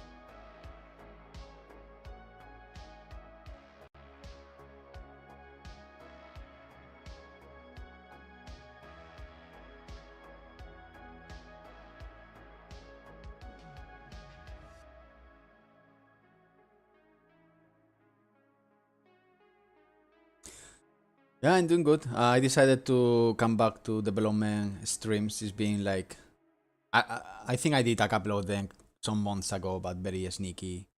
But yeah, because I'm working on June, I decided, okay, I'm gonna stream the update of June in general, because needs proper work actually. Anything needs to be updated. So doing good. Things are going faster. Oh, someone called me. Silent hours ago.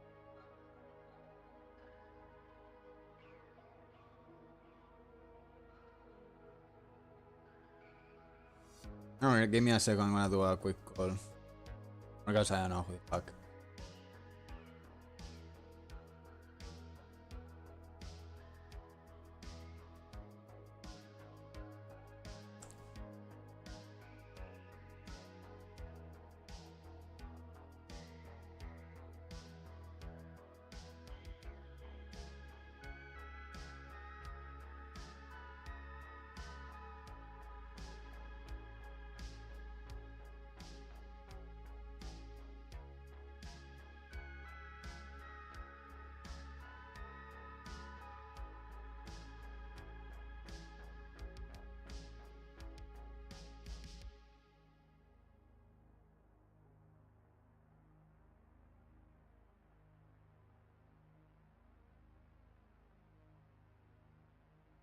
Okay, looks like they switch off the phone.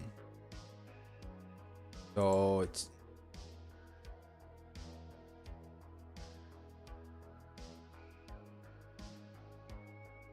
Okay. 99% scammers. Ah, no. There's my lot of explanation. I was thinking on tackling with Houdini since that tool I know myself and see what can I do. Oh, I see.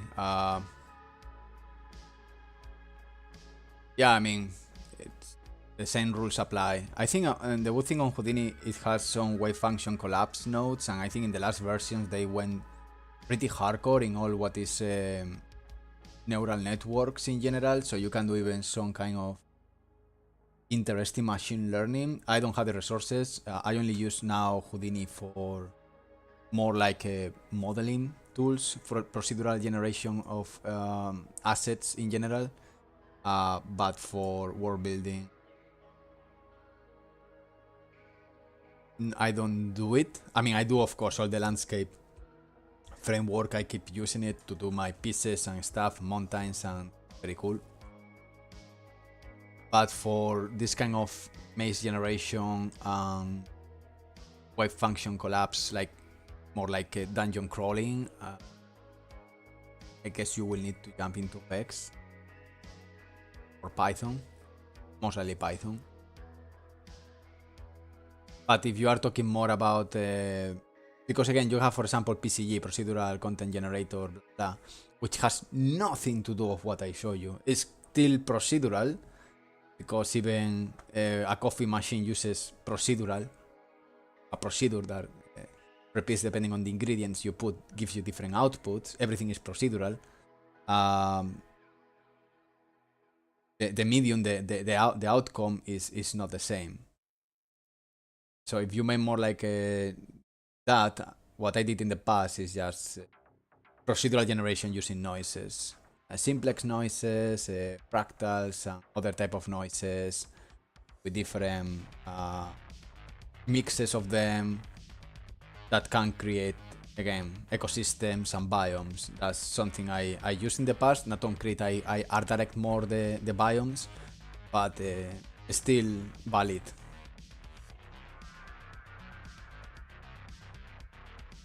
Okay, so this is Chris. So now I got Jung, Demian, and Chris. What I want to do here is, rather than using this piece of shit, I'm gonna change this to set material by brush from material. And what I'm gonna do here is to do a select, and here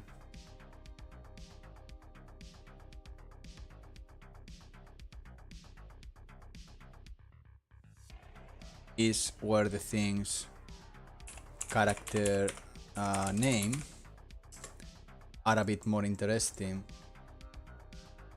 because here I can select. Let me just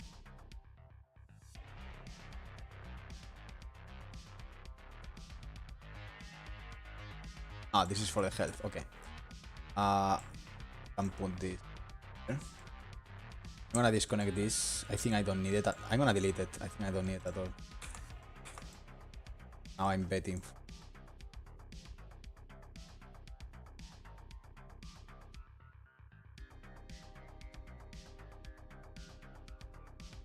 I think I don't need this. I don't need this. I definitely need this. Somehow. Maybe not. Not really. Okay. Let's change this as well. And what we are gonna do here is to use the same principle. Select, and we are gonna show the text here. And we are gonna put Demian, Chris. I'm gonna put June. I don't want to reveal more yet, at least not live. And here we need to choose the different brushes, including June, including Chris, and including Demian. Am I missing something? I don't think I am, but let's see. We got Chris on June on spot. That's June.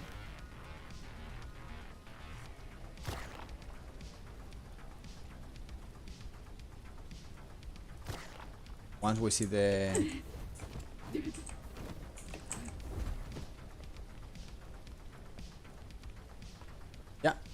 that's June. I'm able to take that because I'm compatible with that.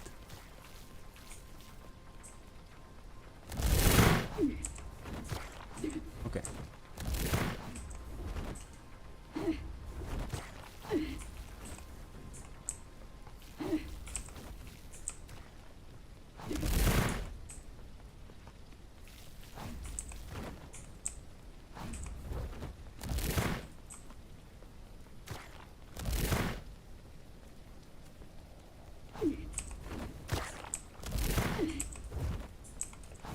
Okay, so that's working. The next thing is mutation compatibility. Well, no. Well, yes. Random mutation. Let's find the random mutation generation. It's a bit complex here. Because it's... Oh, this is gonna be painful. I know that. Let's delete shit. Start deleting things that we don't use. Because this is pretty old.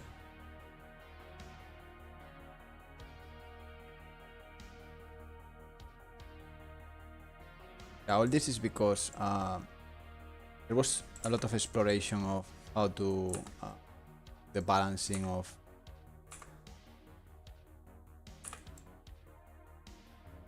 between different players. All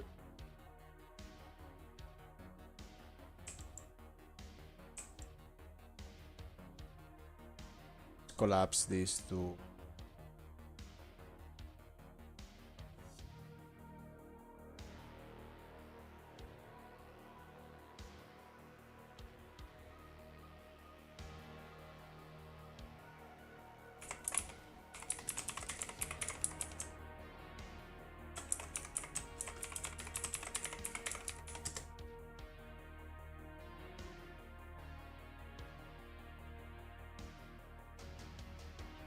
This is not needed anymore.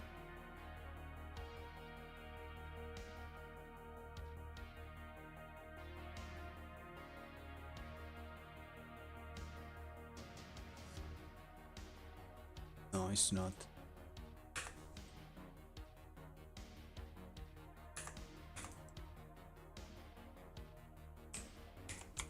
I selected by all this code.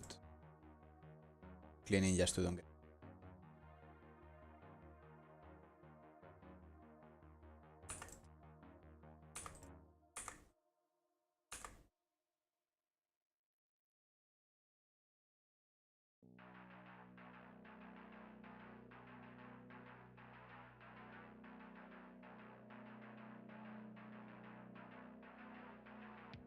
Okay, so this is all the math. It's all elements here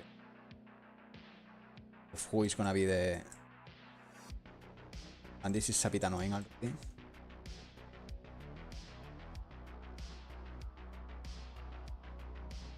And the reason it's annoying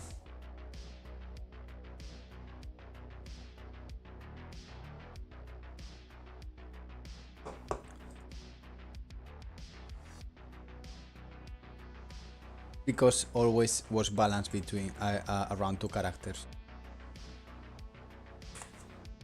and that is gonna complicate the current algorithm right now. So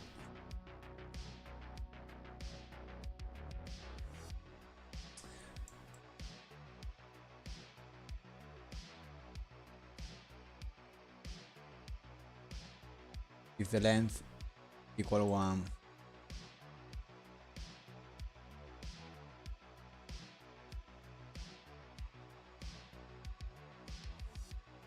okay, let's fix this one first, because that means that a random mutation it won't give, never will give in to June if you are one player only. If you are one player only,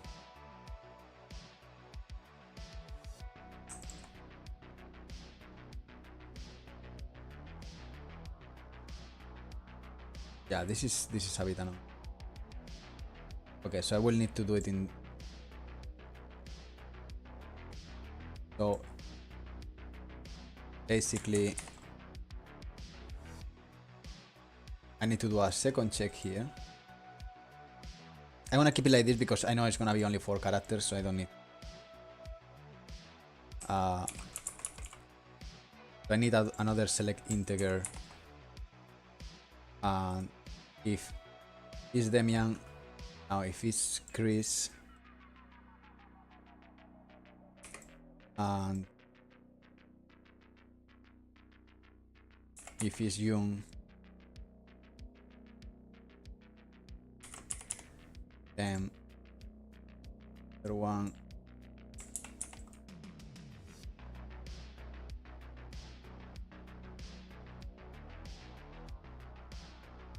is Chris and young 4, which is gonna be Sinclair, so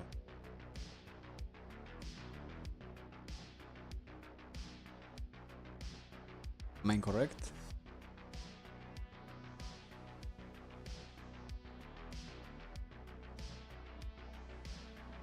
One humans 0, 1, 2, 3 Chris. So if it's 3 has to be June when I'm playing alone. This is the tricky part. So if there is more than one player, the latest mutation, let me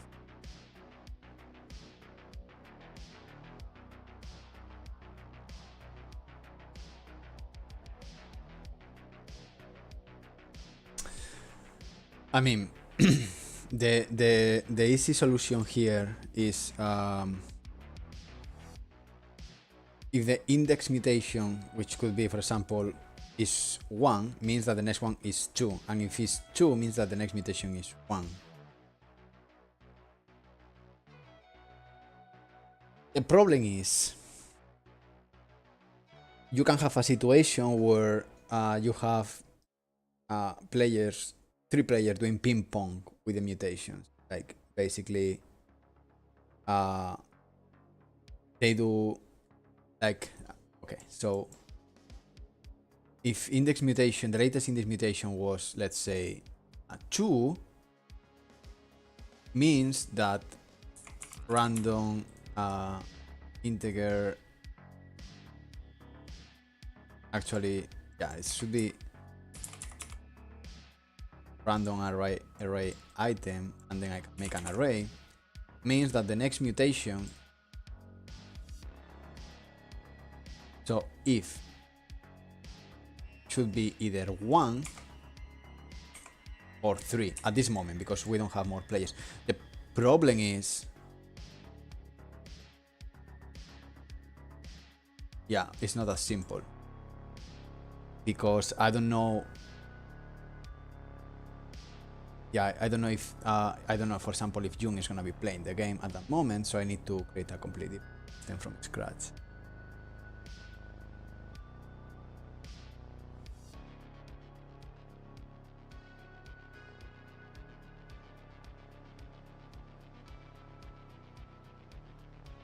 And needs to be weighted.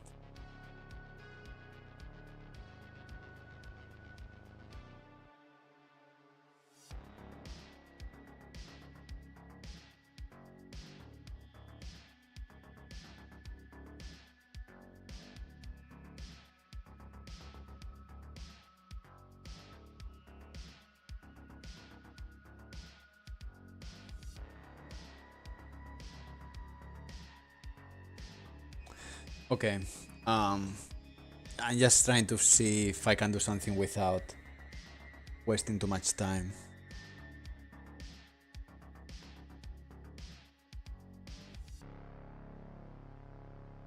Okay, if the length is 1, it's very simple. If the length is not 1, this is the part that is like when there are many players. And this is not gonna be as simple as it was before. This now needs to consider, first of all, who is playing the game. Who are there? So what my intuition tells me, I will need to loop through all the characters.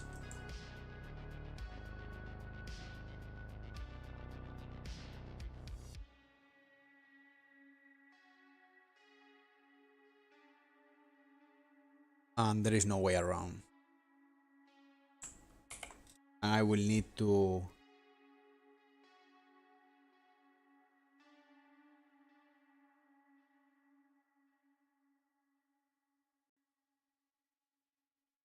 gather an array of all the tags. So, okay, let's start doing this. The first thing I want to do is to store all the tags of all the characters to an array.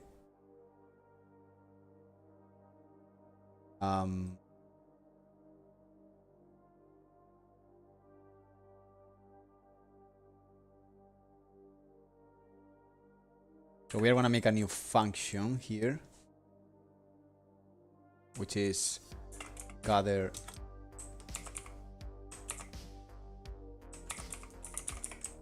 player gather character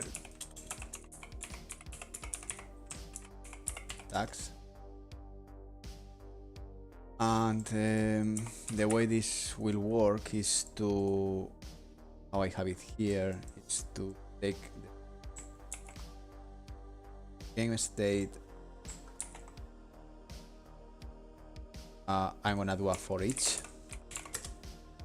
and then on every one of these I want the pawn that belongs to this player state, and I want to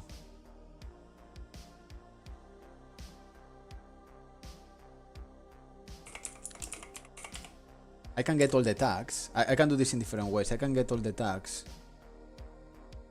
or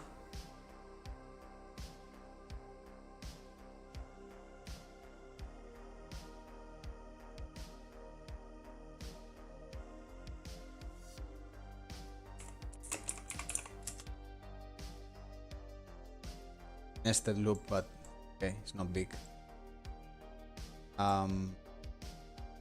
And if contains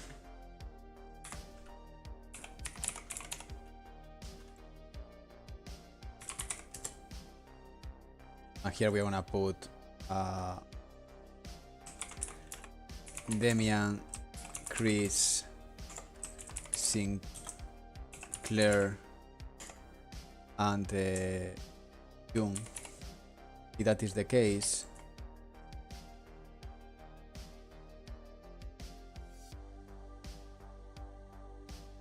we are gonna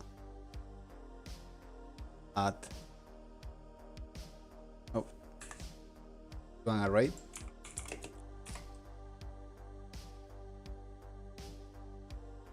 I'm gonna be global because I'm gonna use this later. All player tags, and also the good thing is I can know the number of players by this as well, but anyway. So this will give me all the player tags. We can do a return.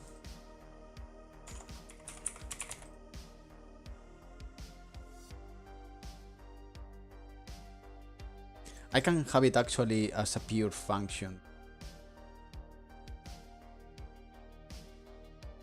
and put the tags here.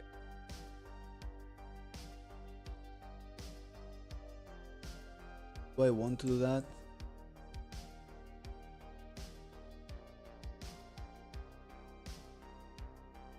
Yeah. Oh.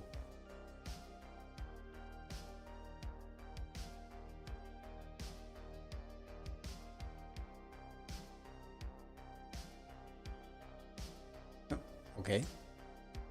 But why? Ah, no, that was...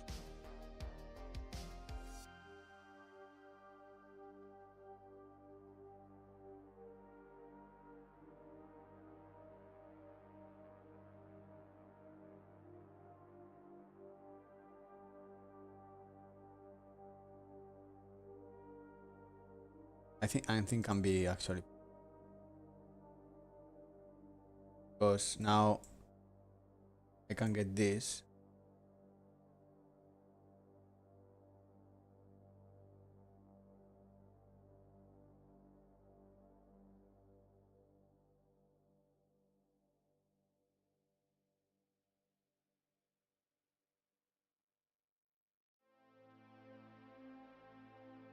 I'm thinking. So if the latest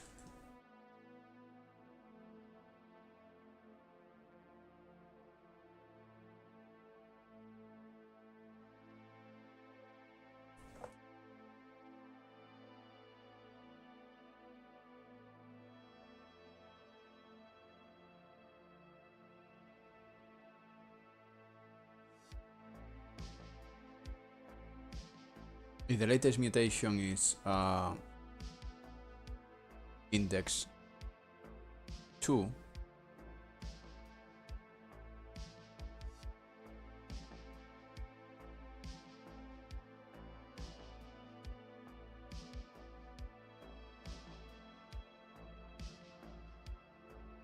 okay, any of these tags, but definitely not this.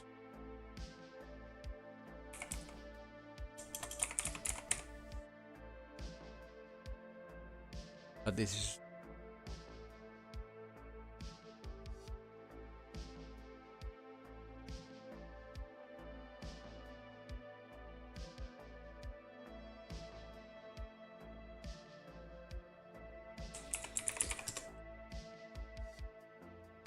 yeah, this should be anyway.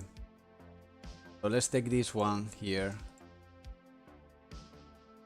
and let's do a switch. It's a bit more visually clear.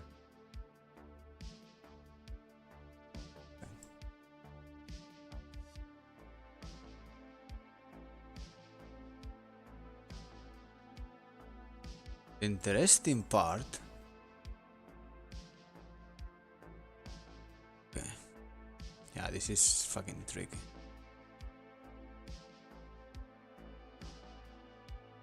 Okay, so if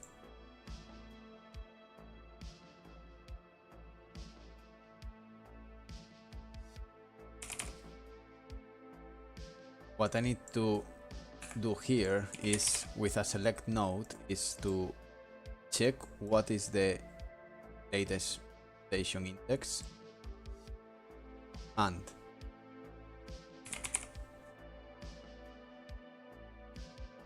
if is 0 nothing, if it's Demian we remove Demian from the list. If it's Chris, we remove Chris from the list.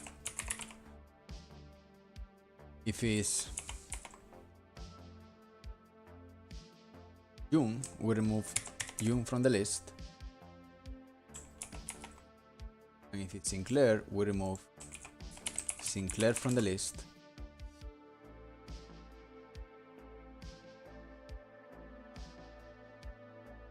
I can make this window a bit bigger.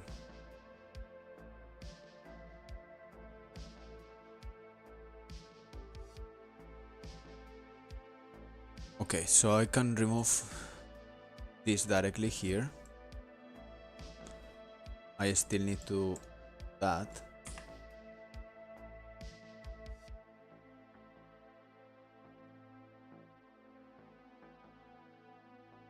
And now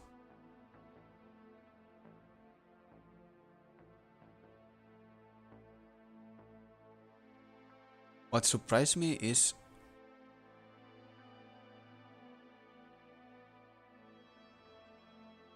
that I not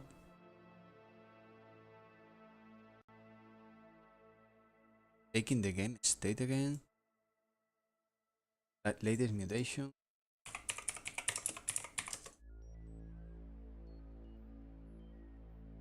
That kind of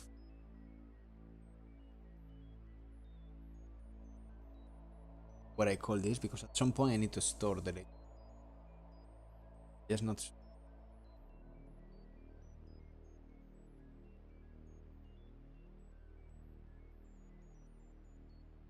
Oh, sorry.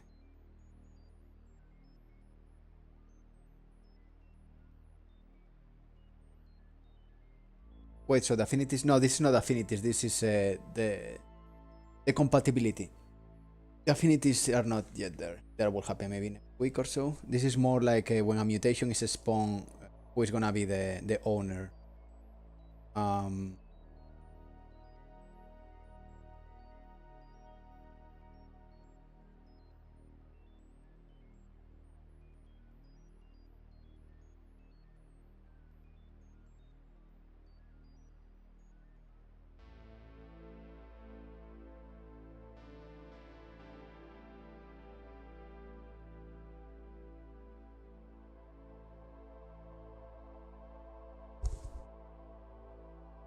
Yeah. They will count single player. Like next week, the deal is gonna be more like every character it will have a structure of 11, 12 main mutation, and they will be a score from -1 to 1, and this will determine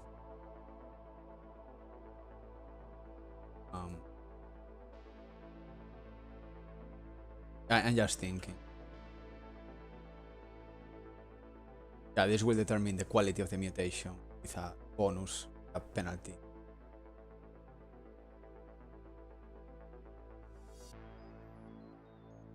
Latest mutation.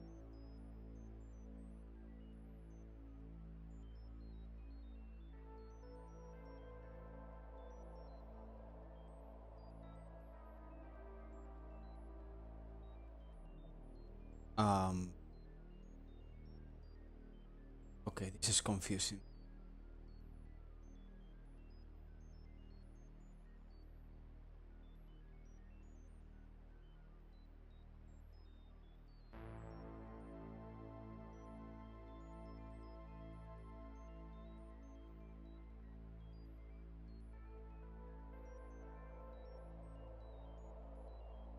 Trying to identify.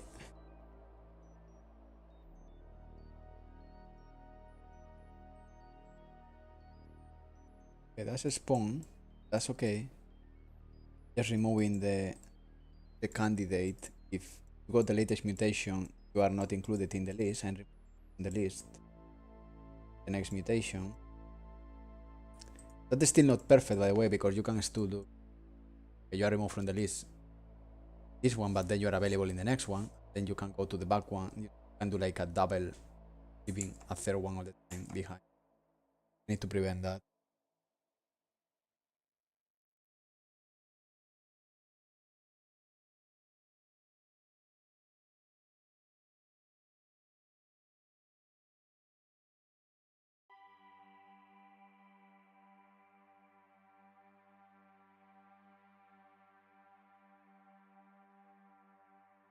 No, this is so weird. Only here is.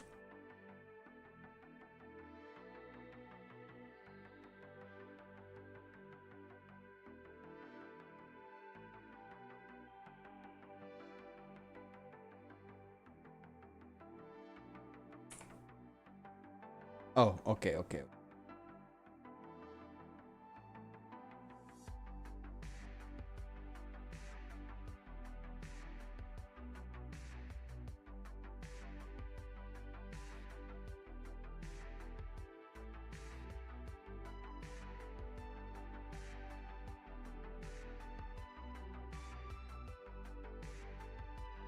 Okay, no.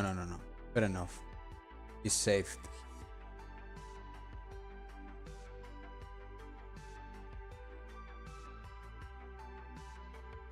Save in the. Yeah, because sometimes it doesn't come in random, so it's better to save it here. Spawner. Okay, so that works as expected.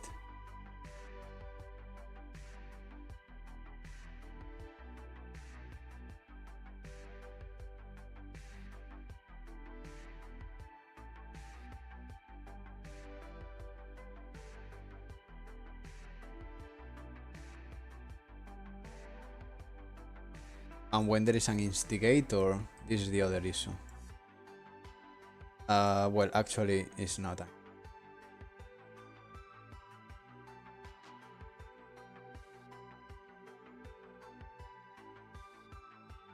I just need to take all this code.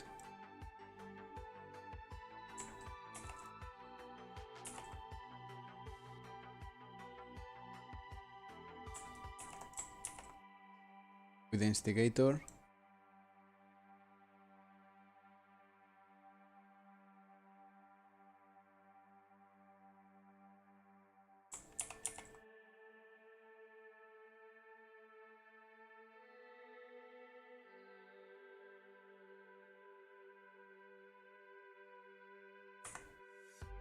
This is the instigator. Basically is when you use the mutation builder, and that defines a guaranteed owner. So if the instigator is valid, then it just selects who was the instigator. Alright, it was you. So then you will get your you.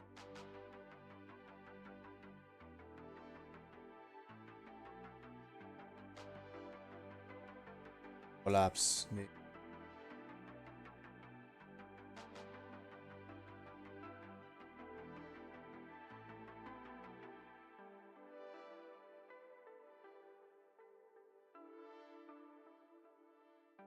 Yeah.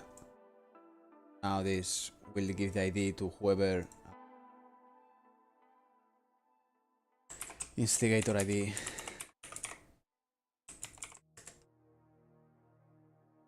And now the instigator also will link with ID. I should add Sinclair, but Sinclair is gonna be 4. At some point I have the 5 characters I will need. Okay. So that's in this case. In this case we need to do a bit more complex thing. Not super complex, but definitely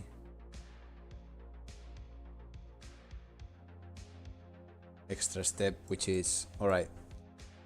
Actually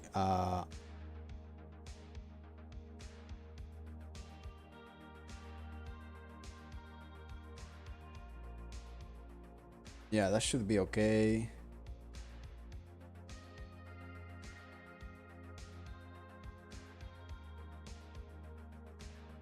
Actually I can do this if the length is equal 1. Yes.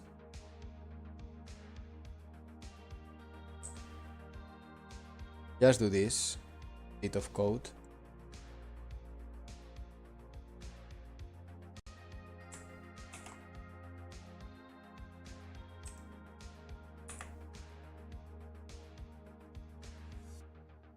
If the length is 1, you take the player array, get the pawn, give me all this, and you just set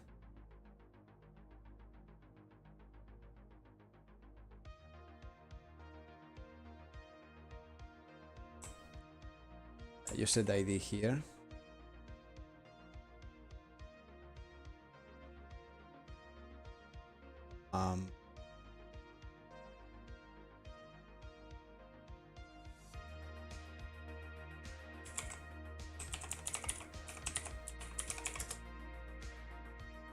I mean, it can be way easier actually.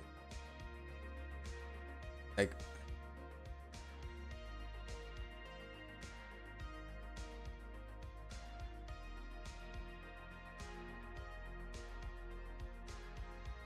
oh yeah, okay, no, actually.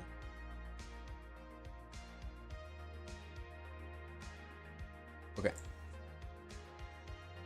And now, if there are more than one player, we will gather all the tags of all the players. We will remove the one who is the latest instigator, sorry, the latest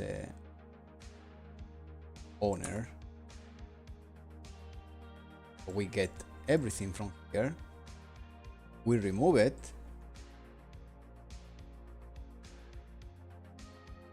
And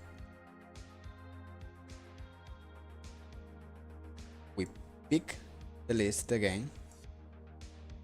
And we are gonna take a random array item. And the ID,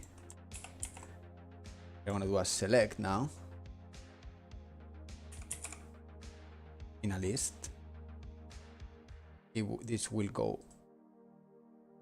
Oh shit, that's why I can do.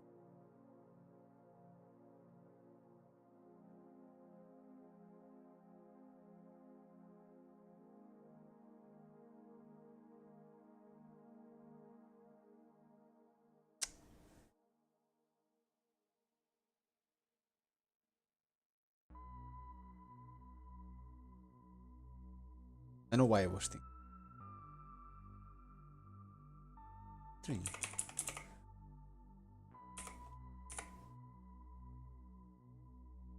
Ah, no.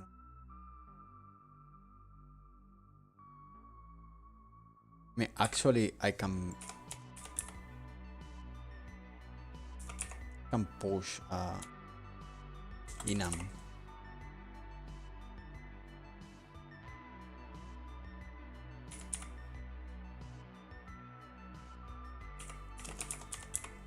That would be wild.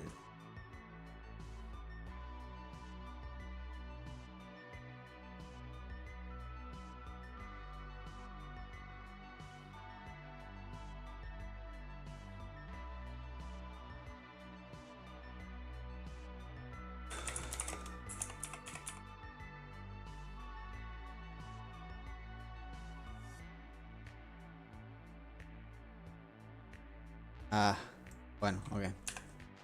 I was wondering if the mutations in chamber 8 trap runes and chamber 5 runes will ever change the mutations that are normally assigned to only one player. Yeah, that's it's not like a bug, but that's a kind of issue that happens because both mutations are spawned exactly at the same time. If you just delay one half a second, the other should apply to the next. So yeah, that most likely will change in the future.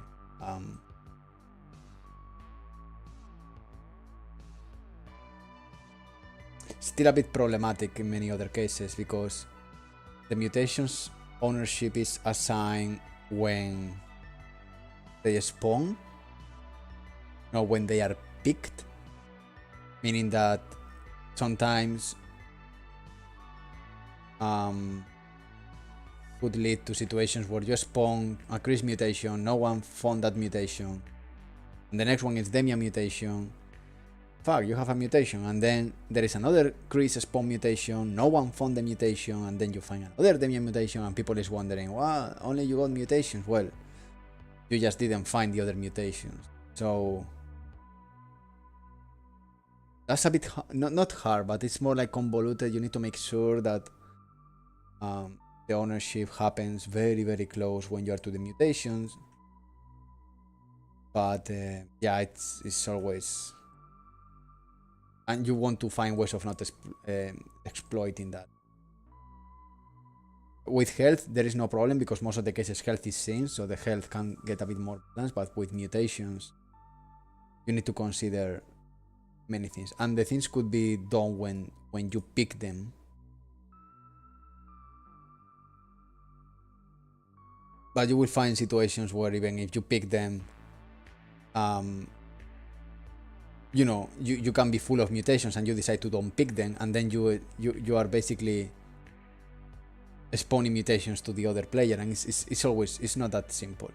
To be honest, having a bit more randomness, I think is not that bad because it helps to balance the things sometimes, even if the main issue is randomness doesn't work when the sample is very small, but when the sample starts to be big, you flip a coin, you know, 3 times, the chances of being 50-50 are 0. Absolutely 0. Because either it's gonna be 66.6% or 33.3%. If you flip a coin 1,000 times, the chances of being very close to 50 are huge. Huge. Like huge. Like 52, 51, 49, depending on how the coin, you know, the coin is a bit, you know, weighted, like in casinos with the dices. Of course, the chances can go into that physics direction, but the thing is, like, randomness start to be pretty balanced once the numbers are high, and randomness is not very balanced when the numbers are low.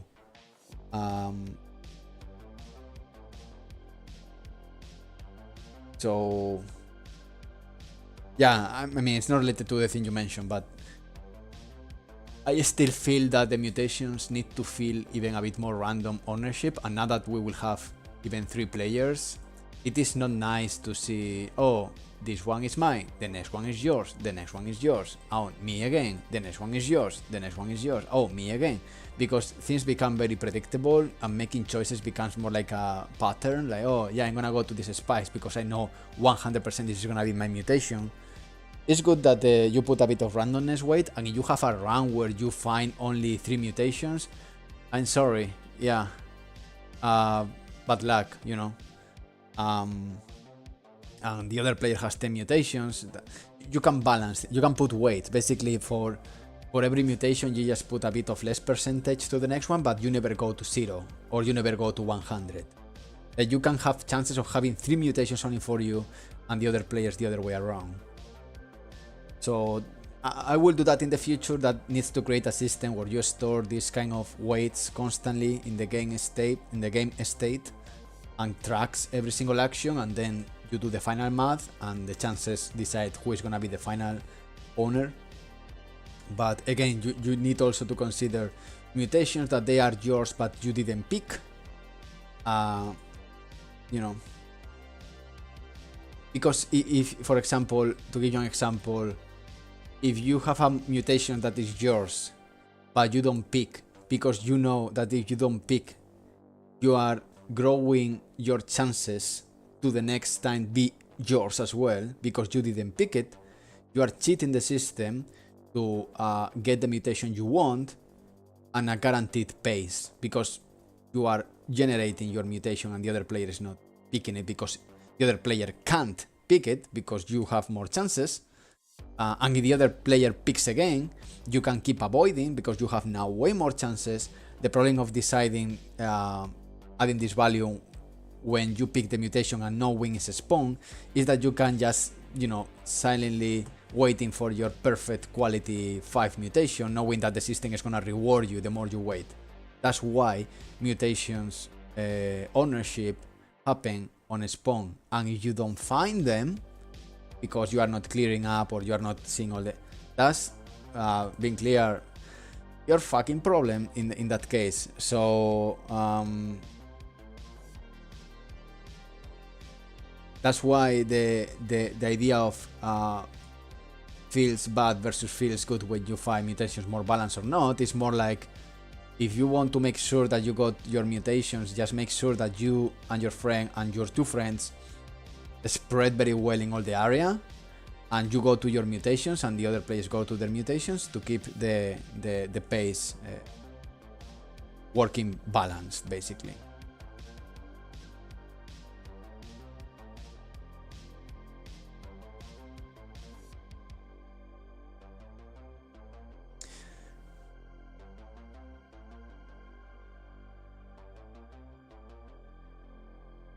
I mean,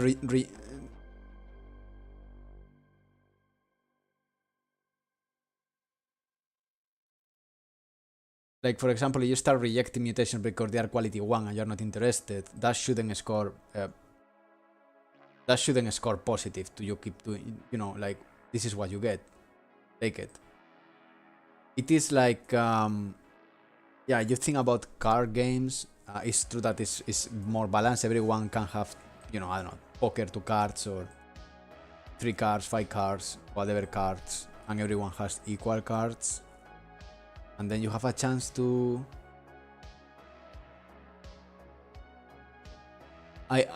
usually the way you do this is a mix of randomness and a mix of guardrails or guarantees that every single, even if you have bad luck, every single 3rd mutation is yours. Every single 4th mutation is gonna be 100% yours. So it's always like a mix of both things.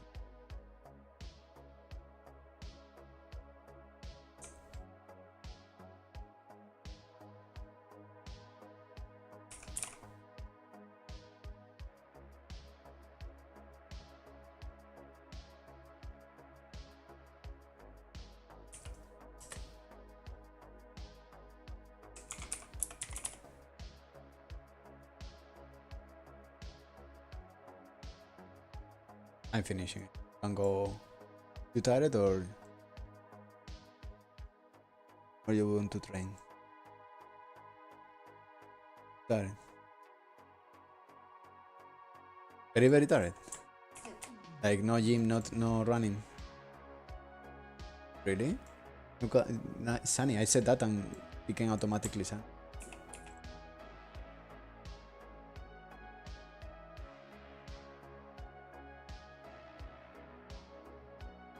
Demian Chris ID 2.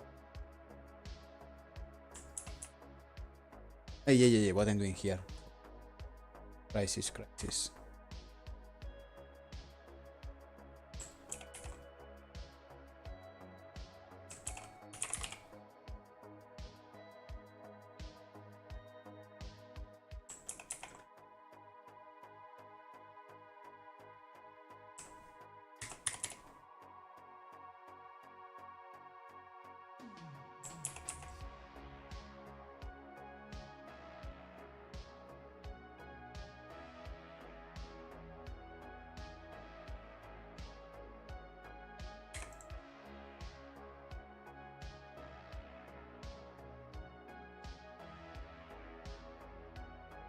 Okay, so now we have 3 ways of getting our IDs.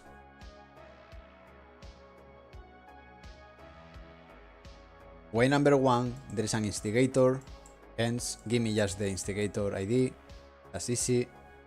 The next one is there is only one player, so just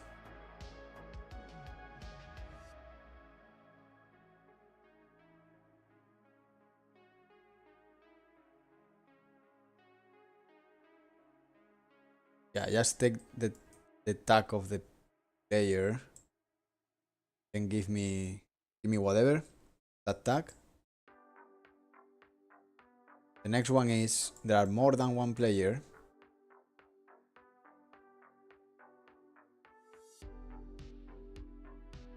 Get all the tags of all the players. Claire, June, Chris, Demian. Add it to the array. Array is sent. It's a pure function. Then we remove whatever was the index of the latest mutation. So Demian index 1, Chris index 2, June index 3, Sinclair index 4. We remove that. No. Wait.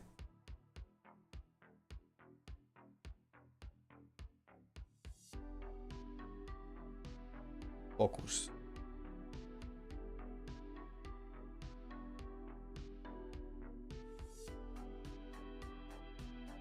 I don't like this as pure function. It's not very.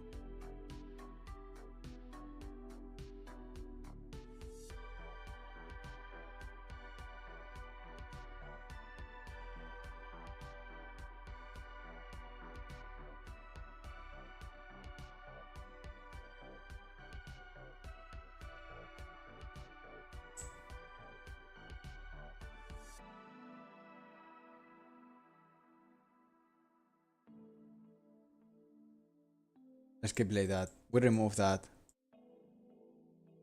We call this a game. I mean, this is stupid, but just to see it a bit more here. It's redundant. It's easier to read. So we remove that. And for all the players, we take a random. And that random is converted to the ID.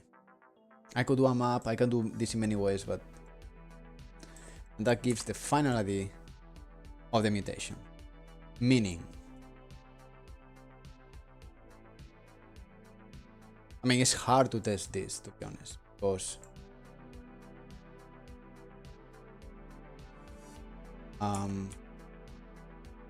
if I put here, I don't know, random mutations,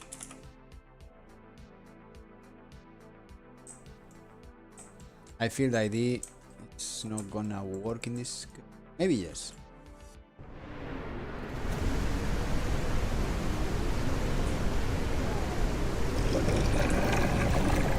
Okay, it works.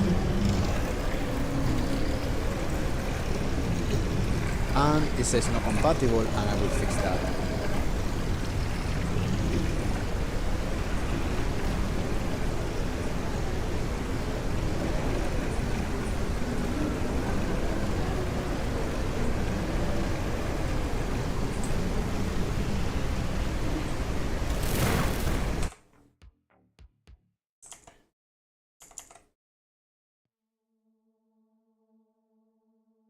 And the reason it's not compatible is because if I go to the CRETE item master, station not compatible.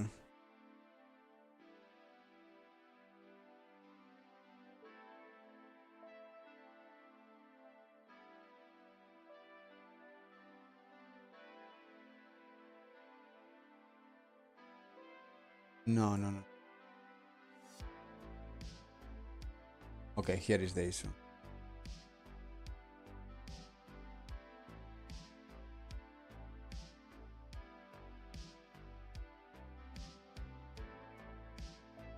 And the issue is this needs to include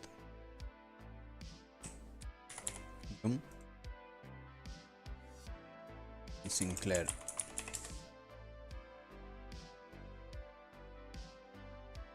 So it has the tag.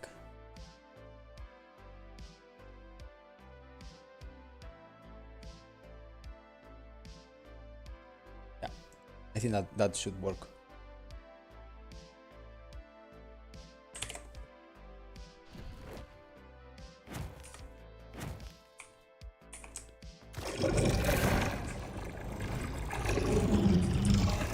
There we go.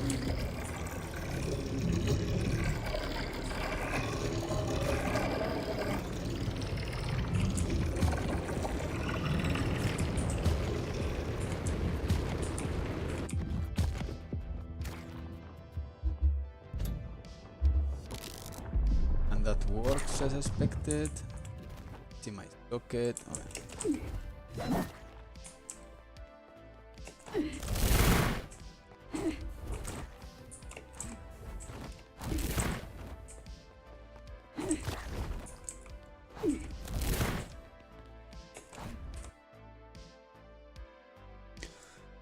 So what I want to do very quickly now is on begin play, I'm gonna put a timer by event.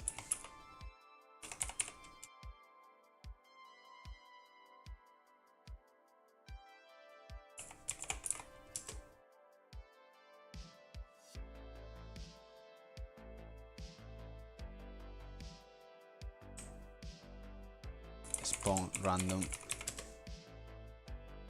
Just for testing. Every 5 seconds, or even 10 seconds, I want to spawn actor from class, and that is gonna be a random station, which I want to be instantly spawned.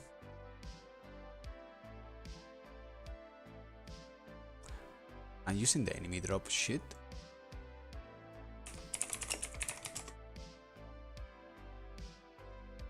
The spawn is gonna be, I don't know,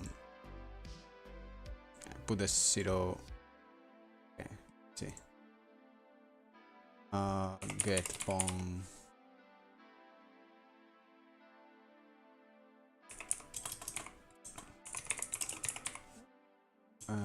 Actor location. Random reachable in radius 10 meters around. Oh, but I don't have.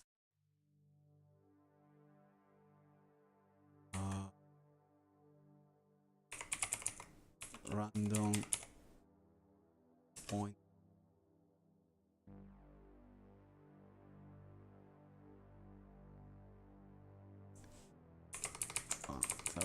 1000, 0. It's gonna spawn. Hopefully, a random mutation every 10 seconds. I'm gonna remove this one. This is basically to see.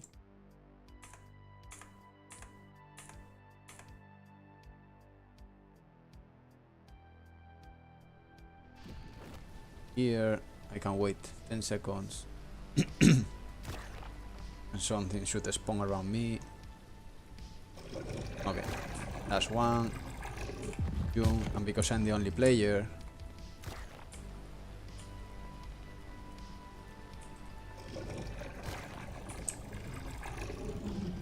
it's Jung again. Now, now I need to go to the player controller here. I'm gonna fake Y spawn. I'm gonna put here random. Array from item. I'm gonna save because a crash could be imminent. Make array.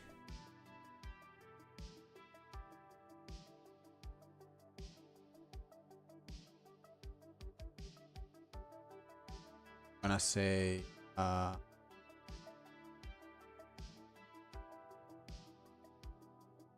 either Chris or let's say Jung. But I need to make sure is that both players are included. So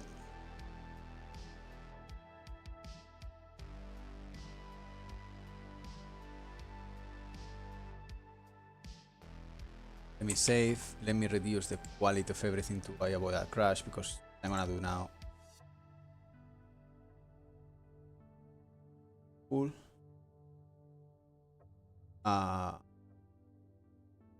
Souls at the same time.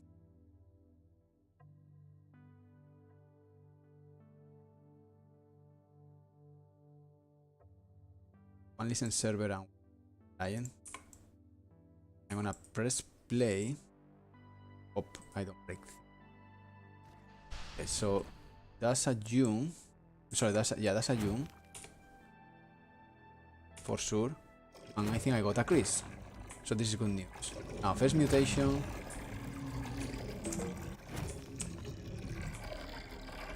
That's a Jung. There's another mutation around. That's a Chris.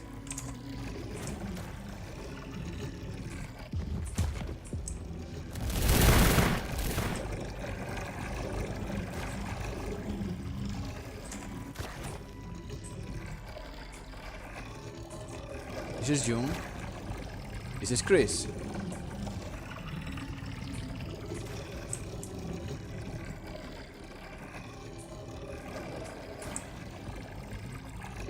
This is Jung.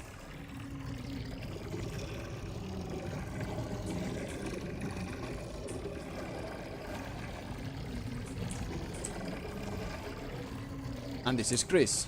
So yeah, things are working. This is Jung. Huh? What's that?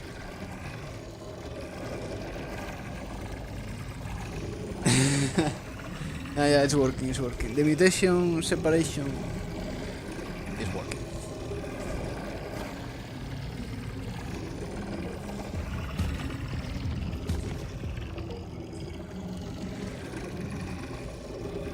No.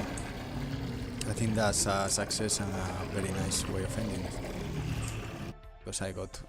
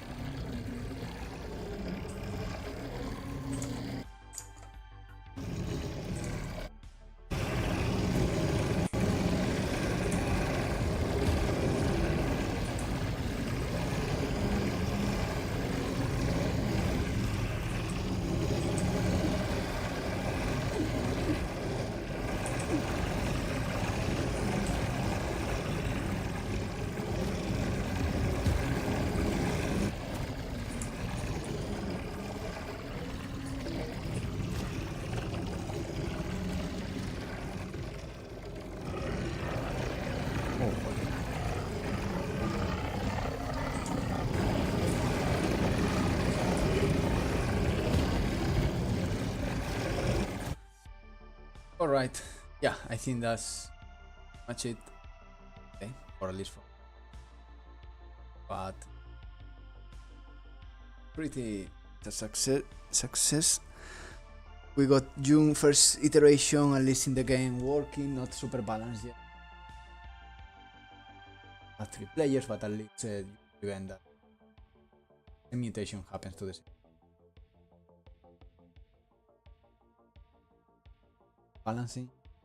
I will need to do the same with the health. The health also has a bit of it's a bit different. What more things are different? Infinity. I will start working. Have 11 or 12 mutations. Infinities. A quality 1. Infinity to the quality 2. Quality 3, and you don't have infinity to the mutation. Value, but if you have reaction to the character now up, also can assume I will working. It's a part of the narrative. I won't put the cinema yet there, but basically one of the quest goals is have the different genetic elements and technology to finish Toons or Hunter, effective DNA hunt, that you will grind different things in biomes. Suit, but is the suit that will creation more. So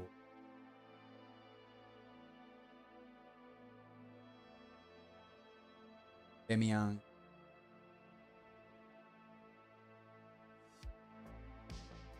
Captano.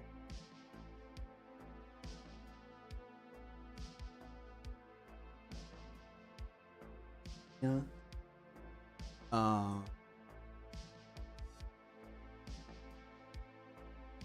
I got that.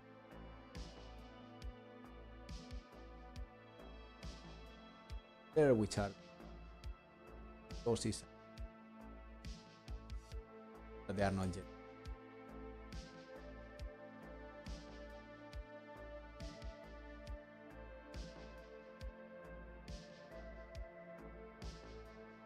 Yeah, I need to do the math. Array them balance. 2 affinities action. Well, if I find that is interesting, maybe, or like 3 affinities. That of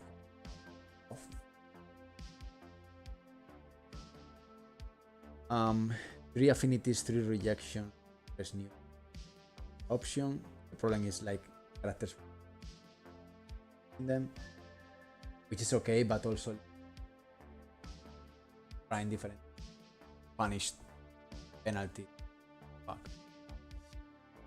It would be annoying. But also just to add an extra layer of exit system,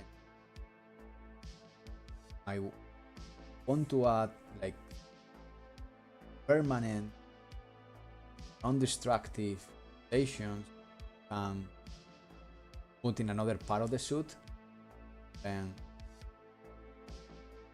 like traits that you can swap, exchange per run. Like okay, like this is my setup. This is more like RPG. This is 3 different mutations. I didn't decide the naming yet, but genetics, infinity is there, compatibility is there, quality is there, the genome, whatever. And those are, you know, a bit more interesting. Like one of them could be perfectly reduce, neutralize precision line action, or paths neutral mutation, make it to be to have affinity to that mutation. So basically it's a way of, even if you like a specific character, you can build it more into a specific way. So yeah, I was thinking about that, like something very, very, very simple, but at least it's like base. It's like, what is your board? What board you choose? Okay, for putting your mutation, choosing your character, choosing your weapon. You can also decide, I want to fix this penalty, or I want to create this affinity. Or I can say things like, while mutations don't work in your suit, but every mutation neutral now becomes automatically has affinity. Or you know, you can do crazy things there. Another thing I thought about the wild mutations itself, I want the wild mutations to interact better with the current mutation app you have. Very interesting way. Give you an example. A mutation that generates energy per precise line mutation whipped to the core. So basically it's interacting with that directly. A wild mutation that per any other wild mutation, to keep it simple, creates a AoE of damage. And the more wild mutations, the bigger the AoE of damage that you do. A wild mutation that for, I don't know, every empty socket, a socket that you don't use, multiplies your speed by, you know, you have no all is empty sockets, multiply your speed by 5 for every one, and a way that you can also play around with your in a very creative way. That is not about, I want more damage in the headshot and I want more breaking armor and more energy, but more like, oh, if I for example, go a bit crazy, a mutation that for every pair of radiation and necrosis, it will create a second impact on melee that will do 50% of the first hit damage, like a secondary reaction. A wild mutation that takes advantage of other two pairs of mutation that creates a second. But if you have, for example, 2 necrosis applied and 2 radiations applied, every pair of them is going to create another impact of 50% of the first initial. So you can do this kind of weird setups that are very unique and offers you the idea of playing every single run in a way more creative way than what is now, that I think is already in a good spot. Like, you can do very crazy things, but I want to go a bit farther. I mean, the idea, why, like, it's like, again, a bit more like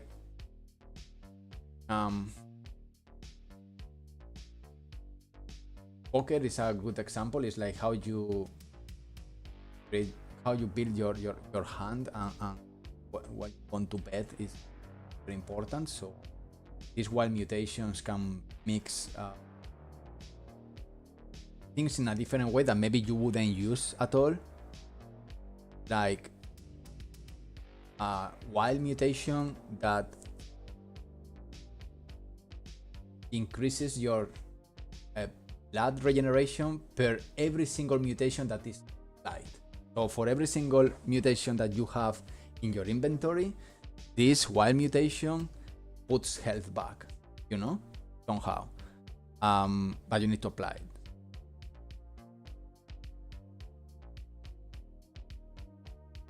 You can do a lot of fucking shit, right? Or crazy things.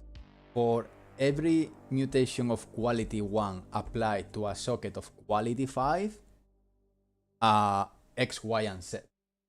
Like you push to play in a different way, and that gives you a lot of reward.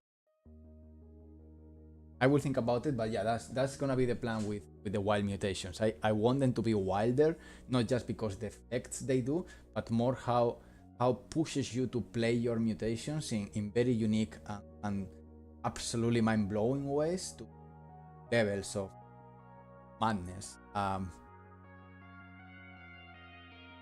And it's not that complicated. It's actually pretty fun. Some of them are gonna be pretty broken to like holy shit. But that's the beauty. Like you just don't want to play good mechanically speaking. You need to find your perfect setup ideas. That's gonna be the plan. Anyway, that's all for today. Take care, everyone, for watching. See you soon. Bye bye.